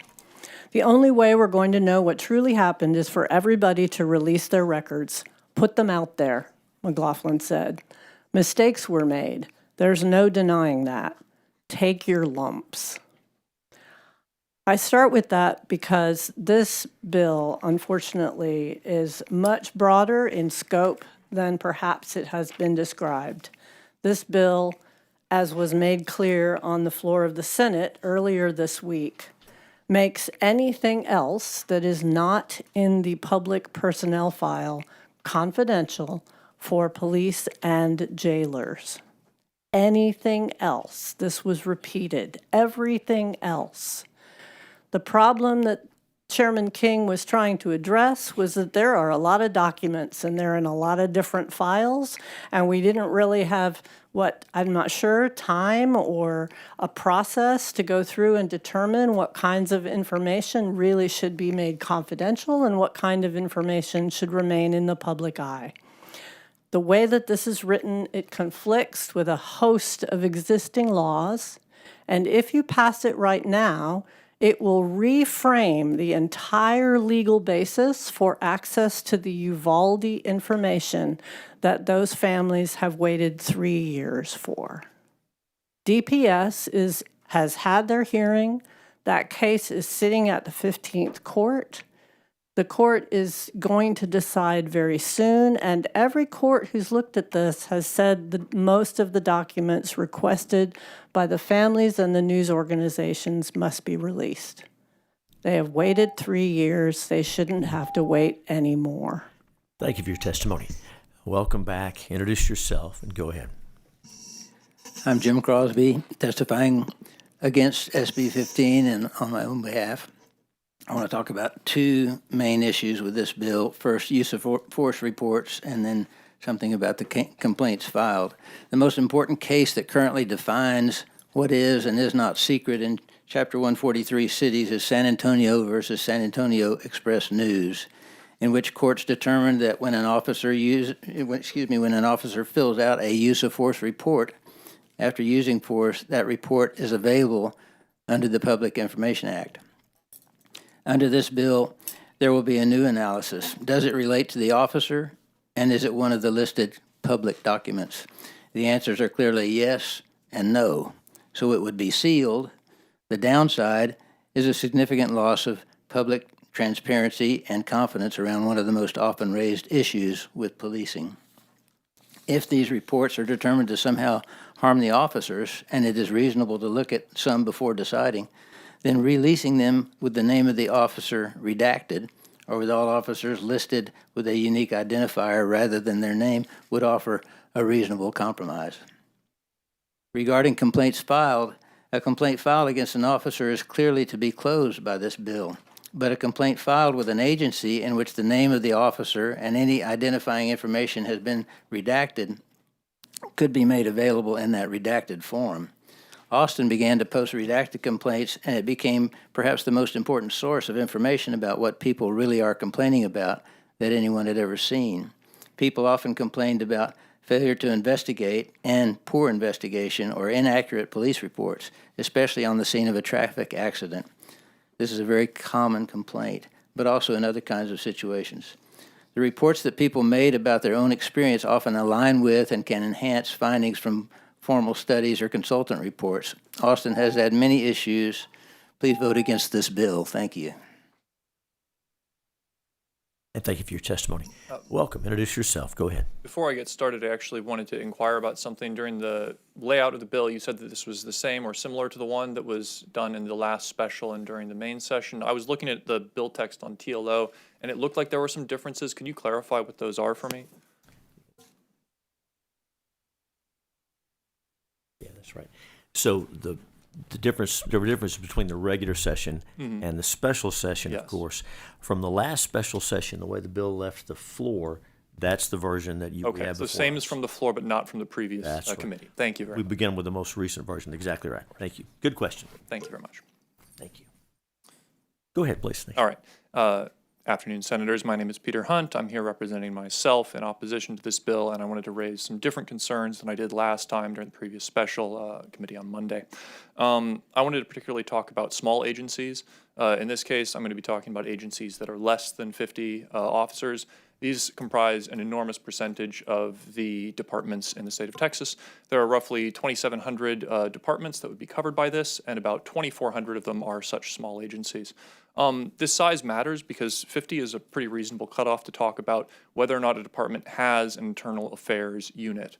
Internal affairs are important for being able to actually assess and validate these complaints. The way that the bill, as I'm familiar with it, was addressing this is that it says that complaints will be sealed if there is not sufficient evidence to substantiate the claim. And that substantiation would happen presumably by an internal affairs unit. But if no such unit or professional group exists, then we would have much less confidence in that first initial investigation. I want to talk about a couple examples here. The city of Granbury PD has like 50 officers in its new budget, no internal affairs unit. And especially notable, the San Jacinto Sheriff's Office has 47 police officers, 27 jailers, 11 telecommunications professionals, no internal affairs unit. There was an underlying problem at the San Jacinto Sheriff's Department where they were under-investigating criminal issues and overemphasizing civil asset forfeiture through a combination of whistleblowers and public information requests by AP. This was sort of revealed. The sheriff was then voted out, but this information would have been inaccessible given that the sheriff's office at the time, an elected official, consistently denied those complaints. And I have some concerns about how the bill in its current form would basically exacerbate that across a broader level. Notably, San Jacinto Sheriff's Office still has no internal affairs unit. I'm happy to answer any questions about any of this. Thank you. And thank you for your testimony. Pull that microphone close and welcome. Introduce yourself and go ahead. Hi, thank you. My name is Tristan Stitt, and I'm here representing myself in opposition to the bill. Talking about small agencies is going to go in even smaller. There are 542 police agencies in Texas with only one officer. There is no requirement for an independent or external investigation for most forms of misconduct, nor are there any requirements or policies governing what that one officer is supposed to do with an allegation other than investigate themselves. Now, that's a real internal investigation. In that position, I wonder how many of us here would take a good look at our actions and honestly admit our misconduct and make that public. We can't expect a one-person agency to find themselves at fault if they have the option to so easily seal away any and all documents relevant to their conduct. It's questionable and suspect for a larger agency, and especially for these one-person agencies. I was a troublemaker as a kid, and I never put myself in timeout. Where's the common sense in this? So for enacting laws like SB 15 that are designed to be exploited and departmental files can be easily sealed, I don't know how this works, but please sign me up and point me to the evidence locker. And the impound lot too. If there's a placement program that y'all do, I prefer to go somewhere with higher ownership of foreign or European model vehicles. Yeah, so, we've all heard that if you got nothing to hide, then don't try to hide it. This bill is the antithesis of that, and it's a detriment to transparency, accountability, and trust in our communities that we desperately need more of. Thank you so much. And thank you for your testimony. Senators, any questions for any of our witnesses on this panel? We thank each of you for being here. Thank you for your testimony.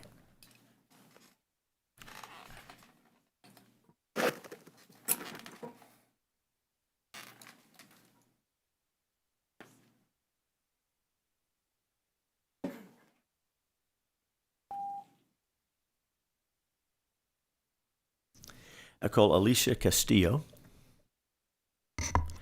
Robin Kipsenker.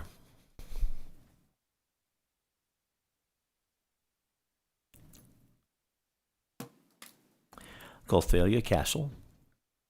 They're still here. Elizabeth Miller.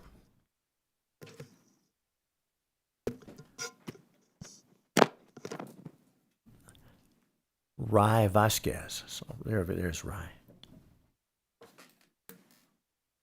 Em, you want to come back? All right, we got you. Come on down, please. M. Gogol. Welcome back. Pull that close. Introduce yourself and go ahead. Okay, one more from me. Hi, I'm Emma Gogol, and I'm testifying against this bill. So, previously, I worked in news. I actually worked in a small Louisiana town where we were reporting on this story that involved state police murdering unarmed black men in traffic stops over a course of multiple years. This was a very difficult thing to research because a lot of the reports were not properly filed, a lot of them were dismissed early on, and a lot of them were buried under other paperwork things. The thing that we used to connect one officer to multiple murders was police conduct reports. These were able for us to pull because of POI accesses requests, basically Freedom of Information Act requests, and we were able to look into these files. Because of these, we were able to link one person to a slew of other crimes. And because of this, we were able to report on things. Now, this what came at tremendous risk to me and every single member of my team. I was driving to the station at after dark, and police officers would stop outside of my building and yell at me while I would walk alone in an empty parking lot into my office. This is a very scary thing to happen. This is not what all police do, but this was happening to me. And it was happening to me because I was using information readily available, information that this bill would keep me from being able to access. There needs to be, at the very least, a press exception for this bill, and they need to strengthen independent journalists' ability to find police misconduct reports. Police misconduct reports are very important for journalism. They're very important for connecting cases and crimes and other things. And without them, we wouldn't have been able to find as much information as we did. If I am arrested today, then my arrest report will be publicly available for anybody to look at tomorrow. That should be the same for officers. If they are accused of a crime, that is still worth merit, that's still worth investigation, and that's still a valuable piece of information for press to link them to other cases. So we should be able to find this. If arrest records are public, so should misconduct records. Everybody should be able to access that kind of information. So I urge you to vote no on this bill. Thank you. Thanks for your testimony. Rye, welcome back. Introduce yourself. Go ahead. I'm Rye Vasquez. I'm opposed to this bill. You know, I've heard a lot of talk recently about how, or a lot of statements that this was in the previous special session, this was in the previous legislative session. They didn't pass both of those times. I just want to get that out there. When it comes to these kinds of bills, I am perplexed from a standpoint of I don't know why we want to give them that kind of power, right? I mean, pedophiles have to register on a list. You get notified. They have to go door to door and tell you that they're in your neighborhood, right?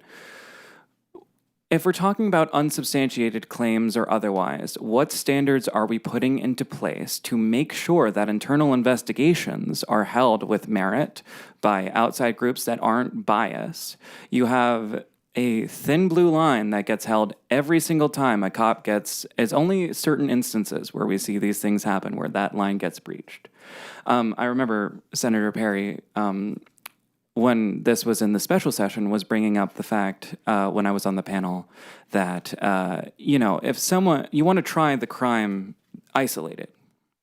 Now, if I'm a serial killer and I kill 6 people and I'm being tried on my 7th, I think people should know about the first 6. I don't know about you. Because that is how we inform our rulings. That's why you give a life sentence to an individual who has that. And we're not talking about breaches of double jeopardy here. We're not talking about bringing up charges, because charges are rarely ever brought against law enforcement. And when they are found not guilty. You have policemen and women who are registered testifiers in court and have lied under oath multiple times and have not have that privilege revoked from them because they are law enforcement involved. So if they're mishandling a piece of evidence, and yes, they went through the training to get better, I want to make damn sure I know that they were mishandling information. Thanks for your testimony. Ms. Castillo, welcome back. Introduce yourself. Go ahead. Thank you, committee members. Alicia Castillo, representing Texas Civil Rights Project, opposed to SB 15.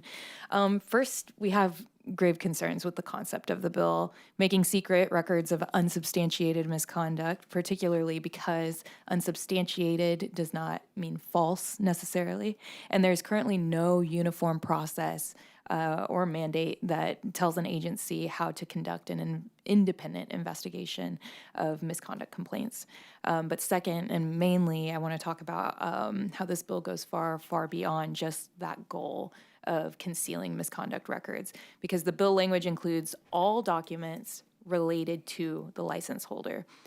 For example, this could mean body-worn camera footage and critical incidents. These are not required by law to be released. And I appreciate the amendment to the bill, or the last version's bill, that added unless required by law, because that does provide protections for some things like the Sandra Bland Act, but not everything. So if someone wasn't killed, for example, in a case of misconduct in a jail, those records would be sealed, even if they were, seriously bodily harmed in that incident. But it also, other examples are things like incident reports, 911 call logs, security camera footage in jail related to the license holder is a really broad and vague phrasing for this bill that goes far beyond misconduct. In the floor debate earlier this week, Senator King made clear that indeed the new secret file will include everything not included in the personnel file, and the personnel file is already quite limited. So that's a lot. And lastly, I'll just mention that during the regular session, we passed a bill, SB 1569, that protects the personally identifiable information of public servants. So we would recommend that we allow that bill to go into effect on September 1st in about 20 days. And if there is still concerns regarding records following that, we do an interim study. Thank you.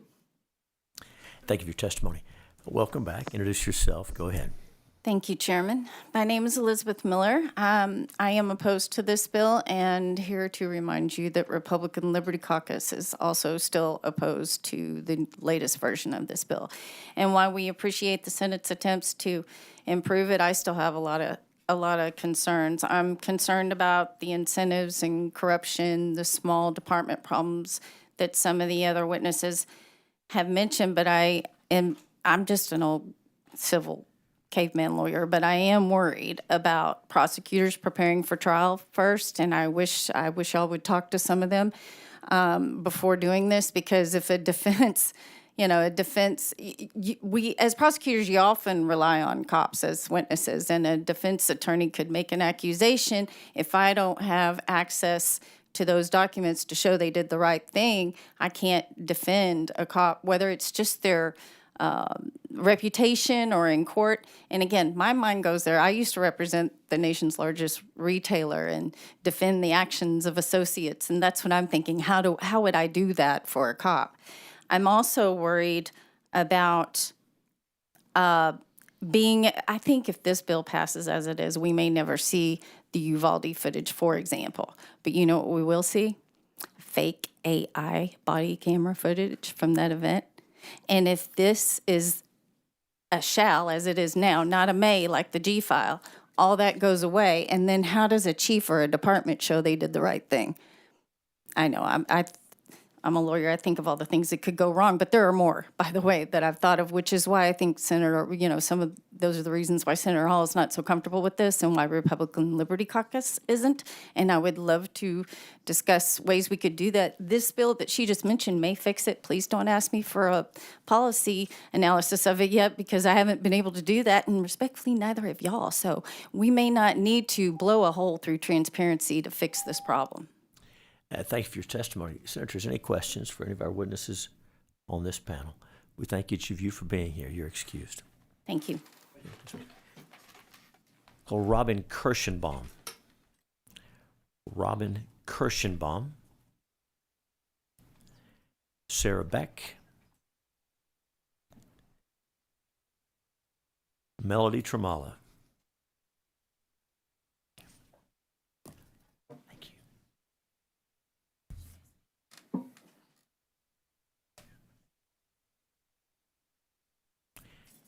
Matilda Miller. Is it on this end this time? Up a little. All right, Melody, welcome back. Introduce yourself. Go ahead. Howdy, y'all. I'm Melody Tremallo. Y'all are probably very familiar with me at this point. I am starving, so I'm probably going to be a little rambling at this point.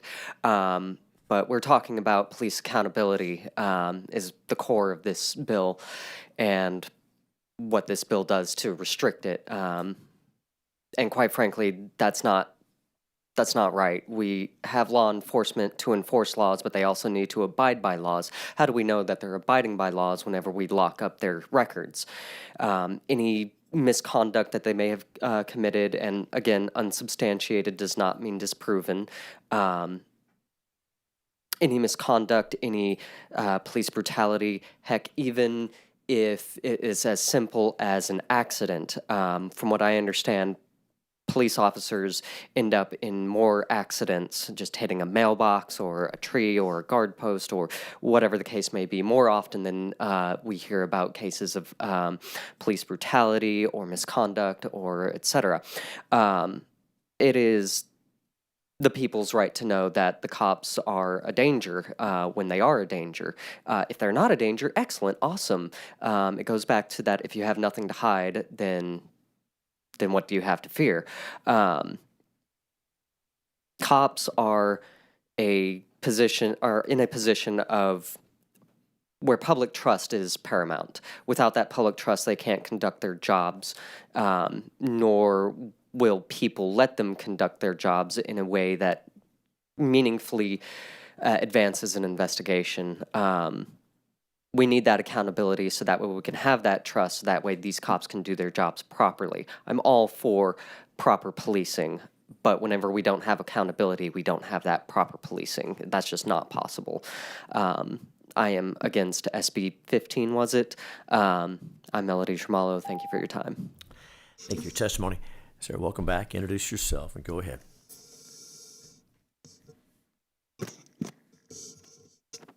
Hi, my name is Sarah Beck. I'm a born and raised Texan. I'm here to urge you to oppose SB 15.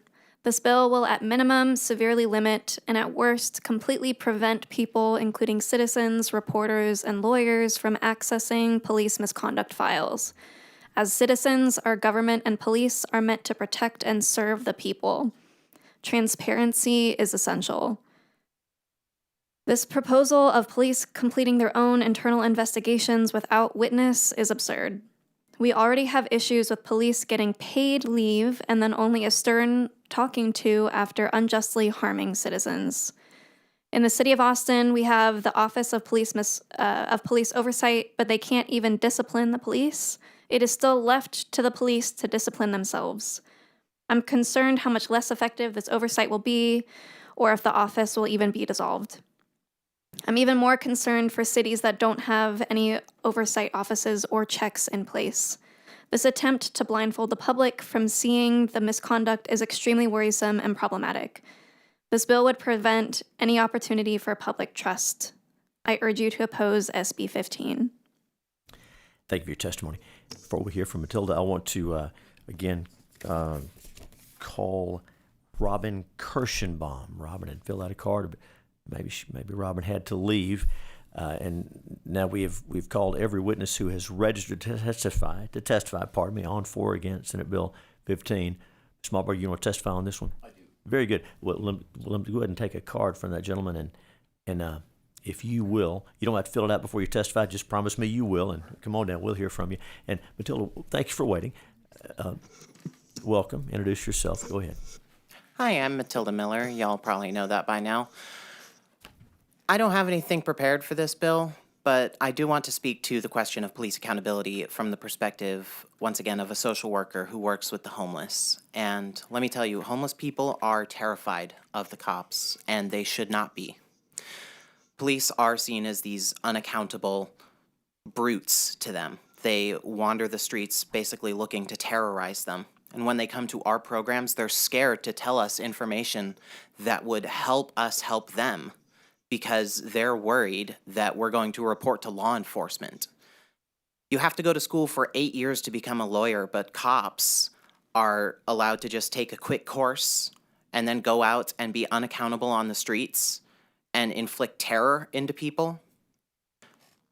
We need more accountability for cops, not less. If a person's criminal record can follow them around for life and hinder their ability to get any job, get a home, why should a cop's misconduct not follow them?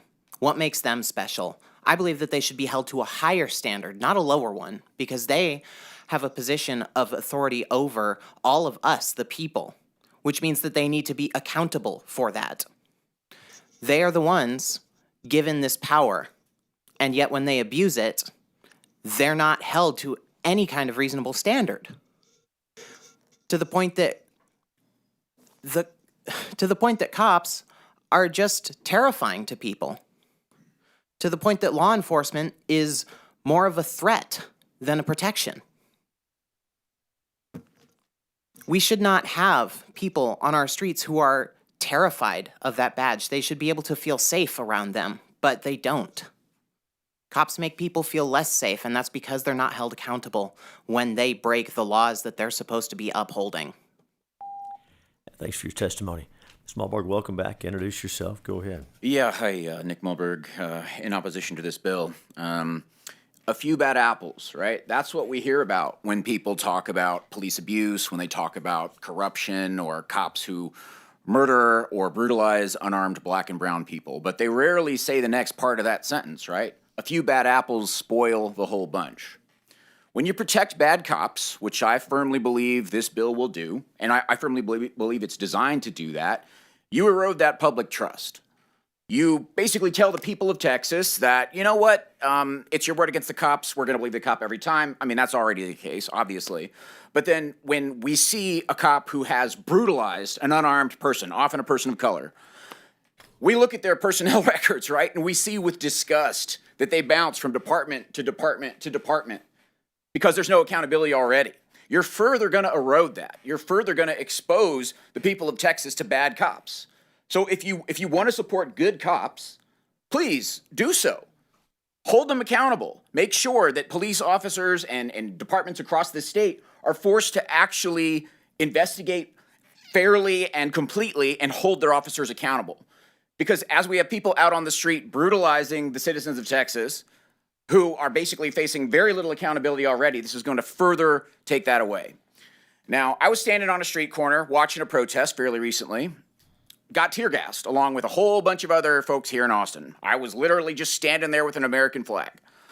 The process through which I'd need to go to actually hold any of those officers accountable, file, public information requests, all that sort of thing is designed to be as difficult as possible.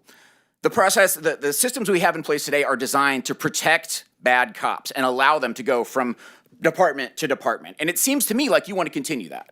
Please consider voting against this bill and let sunlight be the best disinfectant and keep bad cops out of Texas. Yeah, thanks for your testimony. Members, any questions for any of our witnesses on this panel?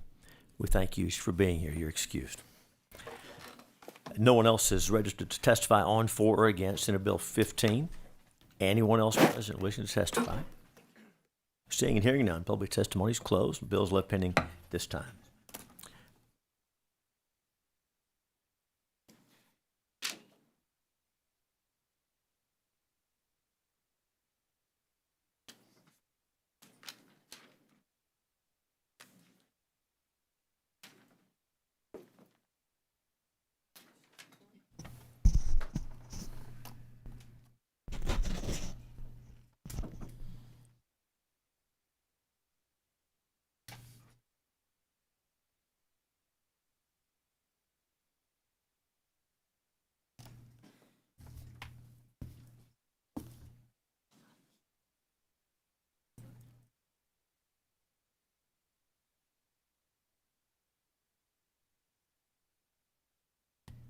To make sure the record is clear, Senate Bill 15 is left pending this time.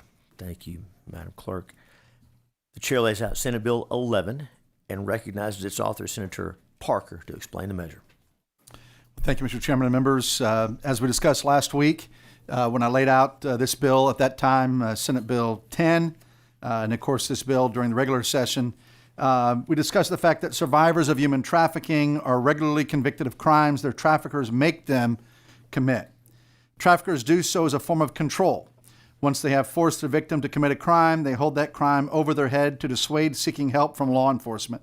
At the same time, the current definition of duress in Texas is insufficient for trafficking cases because it is limited to immediate risk of death or serious bodily injury. By definition, human traffickers use force, fraud, and coercion to control their victims. The typical standard for duress is insufficient as it only considers force. SB 11 therefore establishes an affirmative defense to prosecution for criminal offenses if the survivor can demonstrate they were forced to commit the alleged conduct through force, fraud, or coercion. And with that, Mr. Chairman, I'll conclude my comments and be happy to answer any questions. Thank you, Senator. Senators, any questions for our colleague on Senate Bill 11? Very well. Open public testimony on Senate Bill 11. Chair calls Alicia Castillo, Mike Swanson,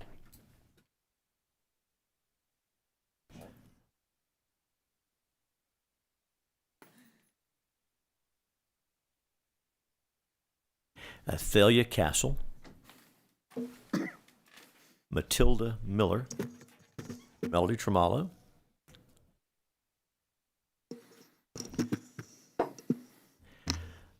still looking for Thalia Castle, Matilda Miller, and then with the witnesses we have here, these are all the witnesses who have registered to testify on, for, or against Senate Bill 11. If anyone else wishes to, please make yourself known at this time.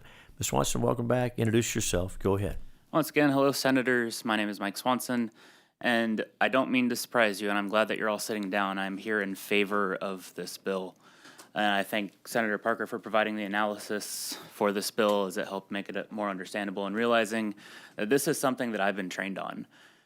My background is I have been a flight attendant for multiple years in a previous life, and human trafficking is a major point of our education to be able to snuff that out in private situations, especially when you're 35,000 feet in the air. When you're able to save a life, when you are able to get someone away from a trafficker, from an abuser, from somebody that only wants to see pain inflicted on innocent lives. I cannot tell you, now I haven't seen and I haven't been a part of catching any traffickers myself, but I can tell you it's a very necessary training to have, especially in the aviation industry. And this bill is something that is exponentially going to help. Especially, and I'm surprised for it being Texas and for what the panel's already done here today. I'm very happy that this is one positive bill that is potentially going to come out of today if we can get enough senators to make quorum to vote it, to pass it to the Senate. But with all of that, I think we can still go further. Once the affirmative defense has been established by the court, and at that point it is decided they have been forced into prostitution, they have been forced into human trafficking, sex trafficking. Pair them with a caseworker, pair them with a social caseworker to help them get necessary resources that they need, mental health resources, get them pointed to social services that can help get them back on their feet, get them connected back to their families if they have been removed somewhere else in the world. It only takes a plane ride to get somebody thousands of miles away from home. So we can go further on that. The National Center for Missing and Exploited Children, 27,800 children go missing to sex trafficking. Not only that, 23% of all trafficking is sex trafficking. I'm open to questions. Thanks for your testimony. Melody, welcome back. Introduce yourself. Go ahead. Howdy, y'all. I'm Melody Tremallo, and to my surprise, I'm in favor of this bill. So I'll keep this fairly short. Mr. Parker, thank you for your analysis on this bill. It echoes what I have. I am not an expert like the two individuals next to me, but I have plenty of friends who have been in abusive situations before. Abusers will, as you stated, use coercive tactics to keep the abused under their power, including getting the abused to commit crimes, which, as you said, prevents them from going to law enforcement for fear of reprisal. This bill would empower the abused to defend themselves in court, and I find that the only shame in this bill is to be the lack of a grandfather clause. The fact that it goes into effect and only applies to crimes committed after 91 days after the end of the session ignores the suffering of the victims that are being abused and coerced now. So aside from that one little change, make it immediate and make it apply to all cases past and present, I am in support of this bill, much to my surprise. Thanks for your testimony. Castillo, welcome back. Introduce yourself again and go ahead. Thank you, Chairman, members. Alicia Castillo, representing the Texas Civil Rights Project in favor of SB 11. Thank you, Senator Parker, for championing this legislation. We believe this is a really important measure to protect those who are victims of harm in Texas. Our one recommendation would be to, I understand that there's a carve out for 3G offenses, and we do that a lot in Texas legislation. For this particular population, we would posit that that is not necessary. In a case where someone has been in the tragic situation of having to fight for their lives and defend themselves to escape an abusive situation or a sex trafficker, and that results in a 3G offense accusation, that person deserves the affirmative defense of that this bill provides everyone else. And that would be our only recommendation, to go take it a little bit further there in order to have compassion for those who did make it out of those situations. Thank you so much for bringing it. Thank you for your testimony. Senators, any questions? Senator Parker, you have the panel. Well, I appreciate all of you testifying. Thank you for your good feedback, each of you on the topic. I take all that into account. I'm particularly interested in what you commented, sir, about the aviation industry. Sir. I've been involved in this fight against human trafficking for now 16, 17 years, and so in carrying legislation. And so it's an area that we don't really talk about, the aviation industry and what's taking place. So your perspective there on those aircraft over the years and seeing what was taking place is really insightful. So I appreciate that very much. To give me a lot of new things to think about there. Yeah, thank you. And just if I can add this in there, is that, you know, an average flight attendant, depending on if you're flying a regional or if you're flying mainline, a regional airline flight attendant could see upwards of 350 people a day. A major mainline flight attendant, such as United Airlines, American Airlines, Delta, they can see upwards of 700 to 800 people a day. So while it is a small part of the population, it does mean that there's still that possibility that somebody, if you're not paying attention, could be missed. And it's very necessary in that right that we're training flight attendants, and we have, especially in healthcare settings as well, to be able to snuff that out, to make sure that people that are acting strange or acting different, you know, you can't get control of your documents, your passport when you're on a plane, of all things. Yeah, it's definitely a lot to look at. I'm glad that I've gotten that training, because it brings a certain authority to come here and say that this is proper legislation. Yeah. Very good. Thank you for that. Thank you also for the feedback on 3G, and for the feedback also on those that have been horribly mistreated historically as well, ma'am. So I appreciate it all very much. Thank you. Thank you. Thank you for your testimony. You're excused. Matilda Miller. Matilda may have left, but call Matilda Miller. Anyone else present wishing to testify on, for, or against Senate Bill 11? Seeing and hearing none, public testimony is closed, and the bill is left pending at this time.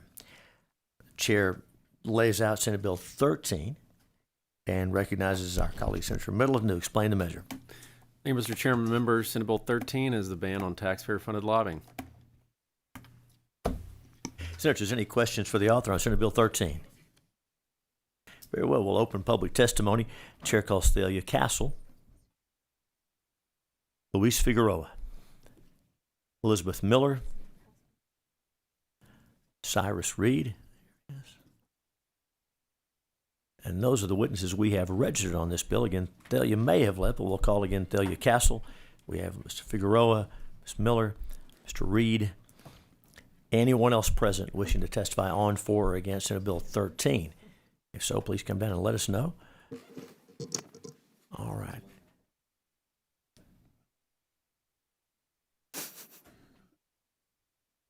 And earlier, I wasn't really doing those cards right, so go ahead and fill it out, because we need to get it before you testify. And I was letting some folks do it after, but I messed up, because that's when you take the oath on the card. So if you don't mind, have it ready when we get down to you. Okay. Thank you very much.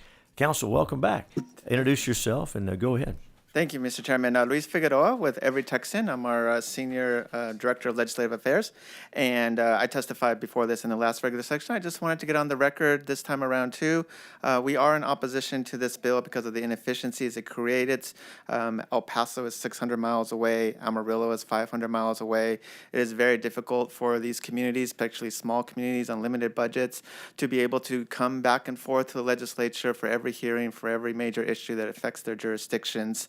We believe that it does drive up costs for local subdivisions, and it is inequitable for a lot of the small and distant counties. I'm sure Austin and San Antonio and Round Rock will be here all the time, but it is more difficult for many of your smaller communities in your rural districts, and particularly districts that are far away, and the cost that it drives. And lastly, we are worried that it's going to just lead to loss of crucial information that will help inform things. Nobody knows their own jurisdiction and their own community like the people who live there. And if we don't have somebody to be able to represent them, to share that information with you on a week in and week out basis, especially in session, and share that commonality among different cities and different communities, they may not be able to get the information to you that are vital to your deliberations. So again, just want to get on the record. Thank you very much for having the opportunity to testify, and we are in opposition to legislation. Thank you for your testimony. You got it. We don't see you in state affairs very much. Welcome. Good to see you. No, you don't. It takes a Senator Middleton bill to be, and I'm afraid that Cyrus Reed, Lone Star Chapter of the Sierra Club, am opposed. Should cities and counties have a public process to adopt their legislative priorities with input from local citizens? Absolutely. Should contracts with associations and lobby firms be public so citizens can know who is representing their city or county? Absolutely. Should decisions about spending public money on lobbyist associations be adopted publicly with the chance for the public to weigh in? Yes. Should the legislature consider eliminating some expenses like cities paying for trips for legislators or buying lunches? Sure. But passing a law to prevent cities and counties and other political subdivisions from the right to defend their own interests with professional, knowledgeable lobbyists or associations, we see as an infringement of the right to free speech and to be well represented. And from my perspective, as an environmental advocate, I think it will lead to worse policy outcomes. And I say that looking over at Dr. Schwartner, because in committees like Business and Commerce, where we have complicated energy and rate issues, where cities should have a seat at the table, assuming that all the cities in Texas can send someone there and represent themselves, it's just not going to happen in 140-day sessions.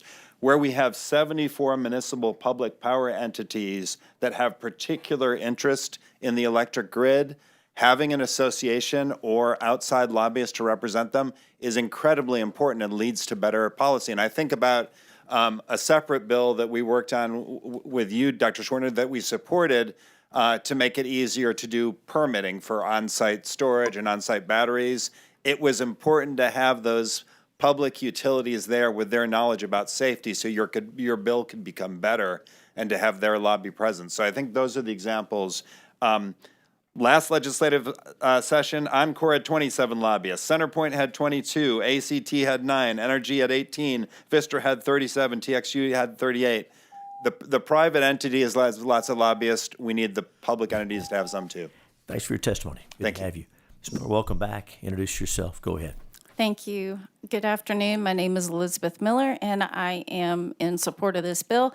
I just wanted to quickly thank Senator Middleton and wish him well.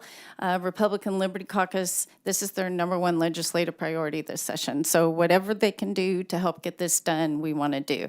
If you hear any angst, there's some differences of some people would prefer the earlier version. I understand, Senator Middleton, there are a few people who would prefer the earlier version. There are a few people who would love to see Senator Hall's language on enforcement.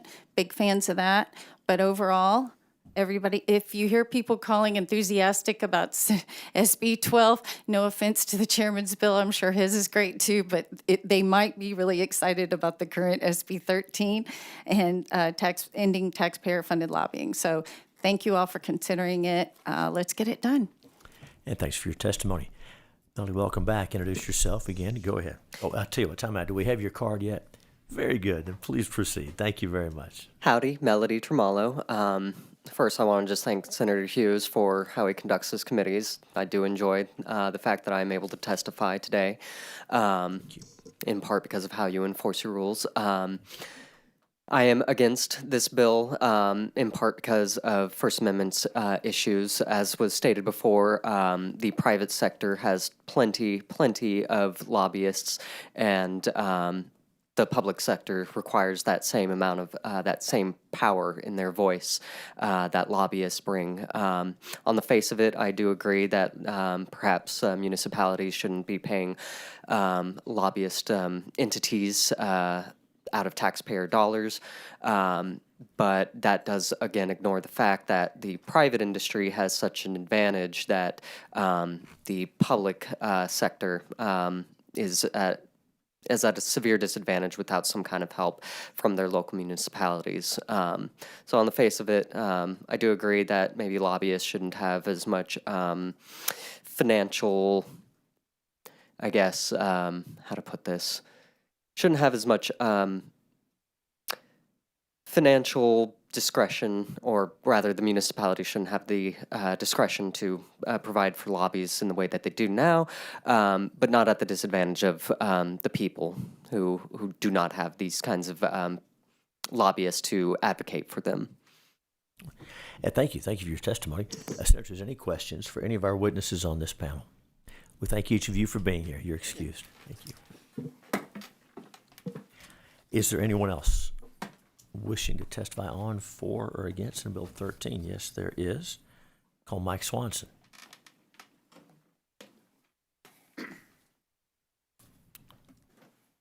Mr. Swanson is the last witness we have registered, and so public testimony will close with him unless someone tells me now they want to testify.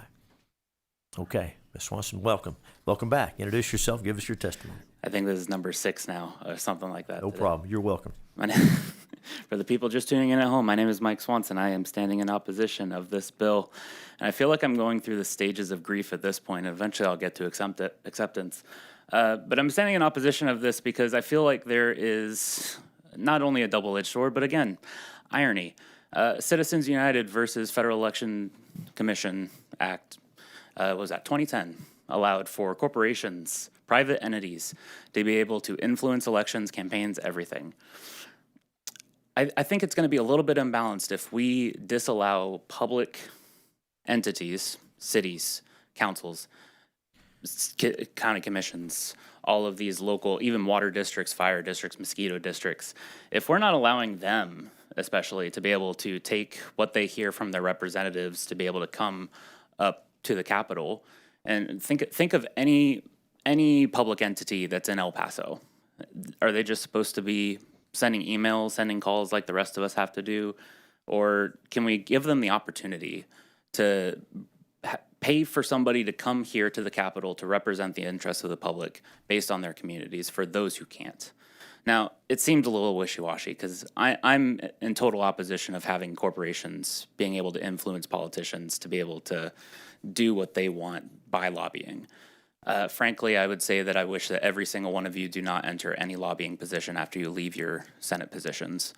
But as far as that goes, we need to make sure that even public entities, cities, county commissions, fire, water, mosquito districts, they all have the ability to bring about these representative issues, because that would even not allow people to deal with the New World screwworm that's going on under Tony Gonzalez in the U.S. House right now.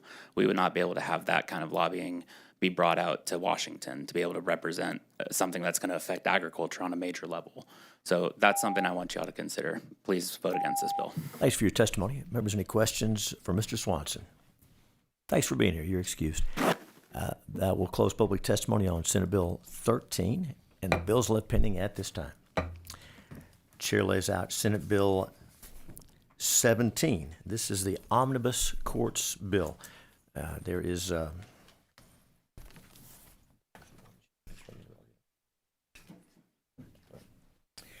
between sessions, there was a word we got from Wichita County that they wanted an adjustment to the jurisdiction of the county court at law. That's not controversial, and the House and Senate representation for that county wanted. That's in this bill. Otherwise, it's just like last session. It's a bill we have every session, adjusting jurisdiction of courts, et cetera, judicial administration. That's Senate Bill 17. I'm open for questions from the committee. Very well. Seeing none, open public testimony on Senate Bill 17. Thalia Castle. Thalia was the only witness we had registered to testify, but we don't want to cut anybody off. Anyone else present wishing to testify on, for, or against Senate Bill 17? Anyone else? Seeing and hearing none, public testimony is closed. Senate Bill 17 will be left pending at this time. Our final bill on the agenda. Chair lays out Senate Bill 12. Senate Bill 12 is a familiar topic for this committee and for the legislature. It has to do with the jurisdiction of the Attorney General's office to prosecute election crimes. This is the version of the bill that was heard and passed by the Senate in the last regular session. Senate Bill 12. Members, any questions? Seeing none, we'll open public testimony. Chair calls Alicia Castillo, Thalia Castle, Chloe Wilkinson, Matilda. Well, I'm sorry, Melody. Come on down. I see your. Please come on down. You're right there. And if Matilda's back, we'll call her. Maybe you may be lonely. It may just be you and Miss Castillo this time. We have Miss Castillo. Oh, okay, good. There's Chloe. Come on down. On Senate Bill 12. Back on Senate Bill 12. So, please, Miss Castillo, come on down. I apologize. We're on 12, which it's the AG prosecution bill. And still looking for Thalia Castle, Matilda Miller. I believe they left. I don't want to cut them off. And we have Melody. Jessica Cohen. Is Jessica Cohen still with us? Jessica had registered to testify on the bill. Jessica Cohen, we'll give her. I can go grab her real quick. Oh, that'd be great. Thanks. If you don't mind, or I don't know if she may not hear us outside, and we won't. We'll still let you testify when you come back. Thank you, Chloe. And I'll ask: is there anyone else present wishing to testify on, for, or against Senate Bill 12? Take your time. We're okay. Anyone else wishing to testify on, for, or against Senate Bill 12? We'll get started. Melody, welcome back. Good to see you again. Introduce yourself and go ahead. Howdy, I'm Melody Tremalo. I'm against SB 12. This was ruled on in 2021 in State versus Stevens. The Texas Court of Criminal Appeals consistently interprets the Attorney General's duties, those prescribed by law, to mean that the power belongs to locally elected county and district attorneys under Article 5, Section 21 of the state constitution. The CCA struck down that law on grounds that it violated the separation of powers and local prosecutorial control. And despite this bill trying to change may to shall, it still tries to give the Office of the Attorney General independent criminal prosecutorial authority. The CCA found that unconstitutional once. It'll find it unconstitutional again, and I ask that you please don't waste our tax dollars on yet another legal battle that will be decided. That was decided not even that long ago. I'm Melody Tremalo, and I oppose SB 12. Thank you, Melody. Thanks for your testimony. Ms. Castillo, welcome back. Introduce yourself again. Give us your testimony. Thank you very much for all your time today. My name is Alicia Castillo, representing the Texas Civil Rights Project, and we are in opposition to SB 12. Election fraud in Texas is vanishingly rare. As this bill, SB 12, would give the Attorney General sweeping unconstitutional power to prosecute any alleged election code violation, which directly sidesteps the court cases that Miss Melody, I already forgot your last name, Tremalo, talked about just before. So this would step that important decision, but it also seeks to strip the authority away, handing it to just one statewide official who can pursue flimsy cases at taxpayer expense, even when local law enforcement says no. This is an overreach of power. It's anti-democratic because it removes prosecutorial discretion from the people who know their communities best. It puts it in the hands instead of one single political office. Beyond our concerns, though, about separation of powers violations, this bill risks chilling voter participation, especially for those who are unsure about their eligibility and those who may be too afraid to cast a ballot. Thank you for your time. And thank you for your testimony. Chloe, welcome back, and thanks for helping us get everybody here. And introduce yourself. Go ahead. Yeah, my name is Chloe Wilkinson. I am the secretary of the Texas Young Democrats. When we talked about redistricting in the special redistricting committee, I know some of you were in that committee. I mentioned that I had 7 years of campaign experience at that time, and I worked for a former mayoral candidate, now mayor, who is also a former senator, Mayor Kirk Watson. So some of you may know him. I know not all of you worked here at the same time as him, including Mr. Hinojosa, but I bring this up because I think when we're talking about local election law, when we're talking about county election commissions, there's a lot of personal relationships involved, and local district attorneys are better suited to sort of understand the going-ons of these commissions, as they will be aware of the legal proceedings that are tied with those local commissions. For instance, I mean, I knew Bruce Elephant, who was the former Travis County clerk, and I now know Celia Israel, who is the current county clerk, who ran against Kirk Watson in 2022. And I know that when we're talking about the ethic commissions, sometimes, especially on local elections, there are a lot of extra laws that are involved in those jurisdictions, such as, for instance, Austin has limits on the amount of funds that you can take from outside of the city in terms of donations. 90,000, I believe, is exact. And we actually had to go to an ethics committee during our mayoral election in 2024 because we took more money than we were supposed to. We returned it, obviously, as a campaign, as we were expected to do, but we had to explain to them that we were not trying to break the law. We were just given that amount of money and returned it afterwards.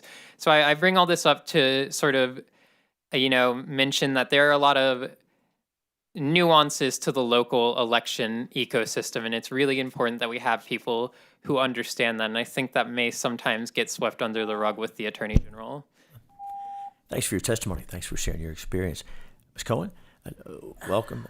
Introduce yourself and give us your testimony. Chair, Vice Chair, my name is Jessica Cohen. I'm speaking in opposition to this bill. Thanks so much for being here today. I want to talk to you about COVID. I've had COVID 3 times now. Each time I caught it as an election judge working the polls. So I've worked the polls the past, I guess, seven elections. I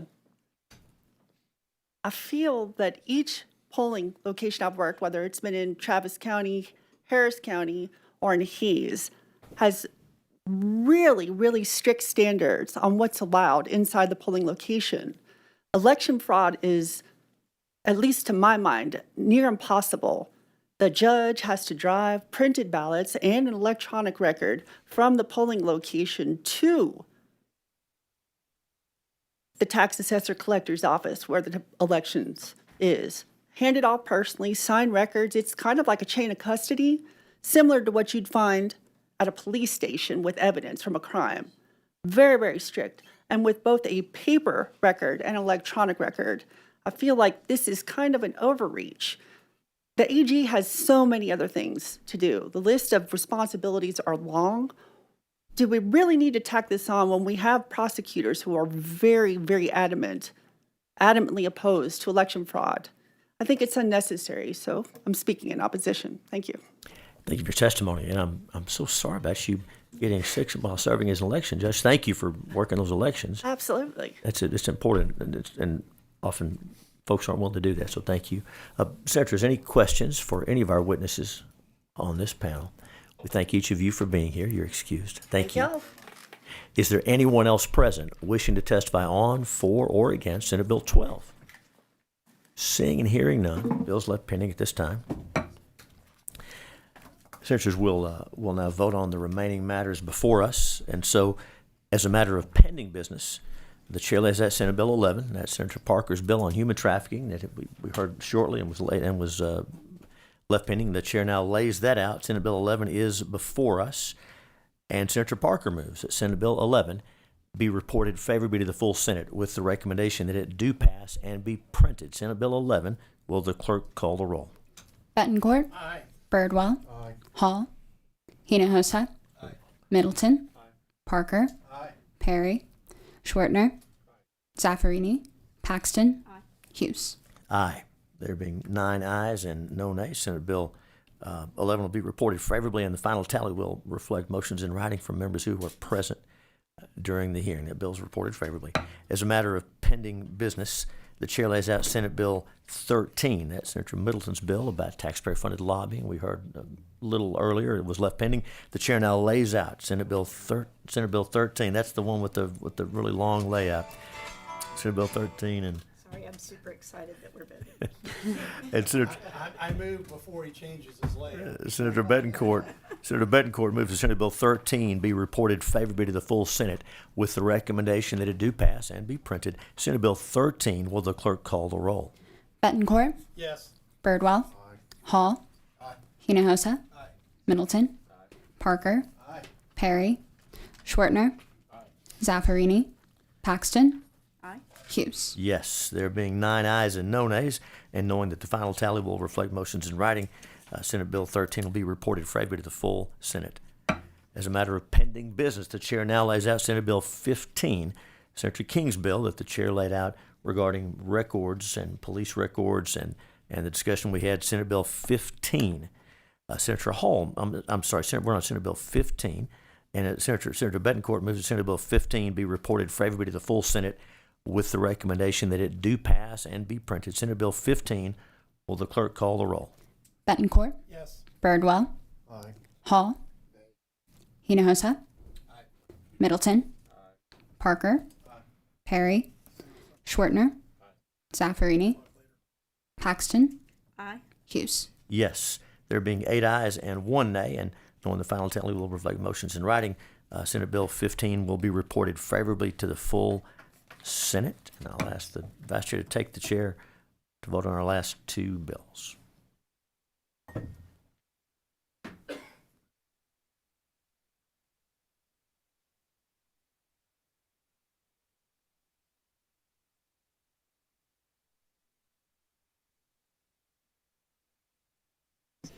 Chair lays out as a matter of pending business, or brings up as a matter of pending business, Senate Bill 12, relating to the duty of the Attorney General to prosecute criminal offenses prescribed by election law. Senator Hughes moves that we report it favorably to the whole Senate. The clerk will call the roll. Betancourt. Yes. Birdwell. Hall. Hinojosa.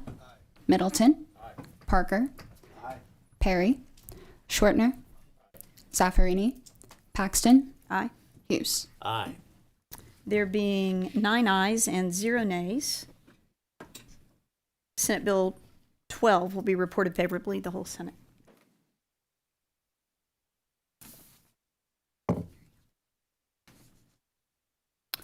The chair lays out as a matter of pending business Senate Bill 17, which is the Omnibus Courts Bill. Senator Hughes moves that we report it favorably to the whole Senate. The clerk will call the roll. Betancourt. Birdwell. Hall. Hinojosa. Middleton. Parker. Perry. Schwertner. Zaffarini. Paxton. Hughes. Aye. There being 9 ayes and 0 nays, Senate Bill 17 will be reported favorably to the whole Senate. Thank you, Madam Chair. Thank you, members. We thank each witness, whether you were on, There's for 12 or too, against. in case I forgot. Oh, thank you. Thank you to make sure. Whether you were on, for, or against, thanks for being here and participating, and for those participating in other ways, for the folks that work hard to keep everything running, the documents, the electronics, the sound, the video, to each member and their excellent staff, and to our wonderful committee staff. With thanks to all of those, if there's no further business, Committee on State Affairs will stand in recess, subject to the call of the chair. Good afternoon.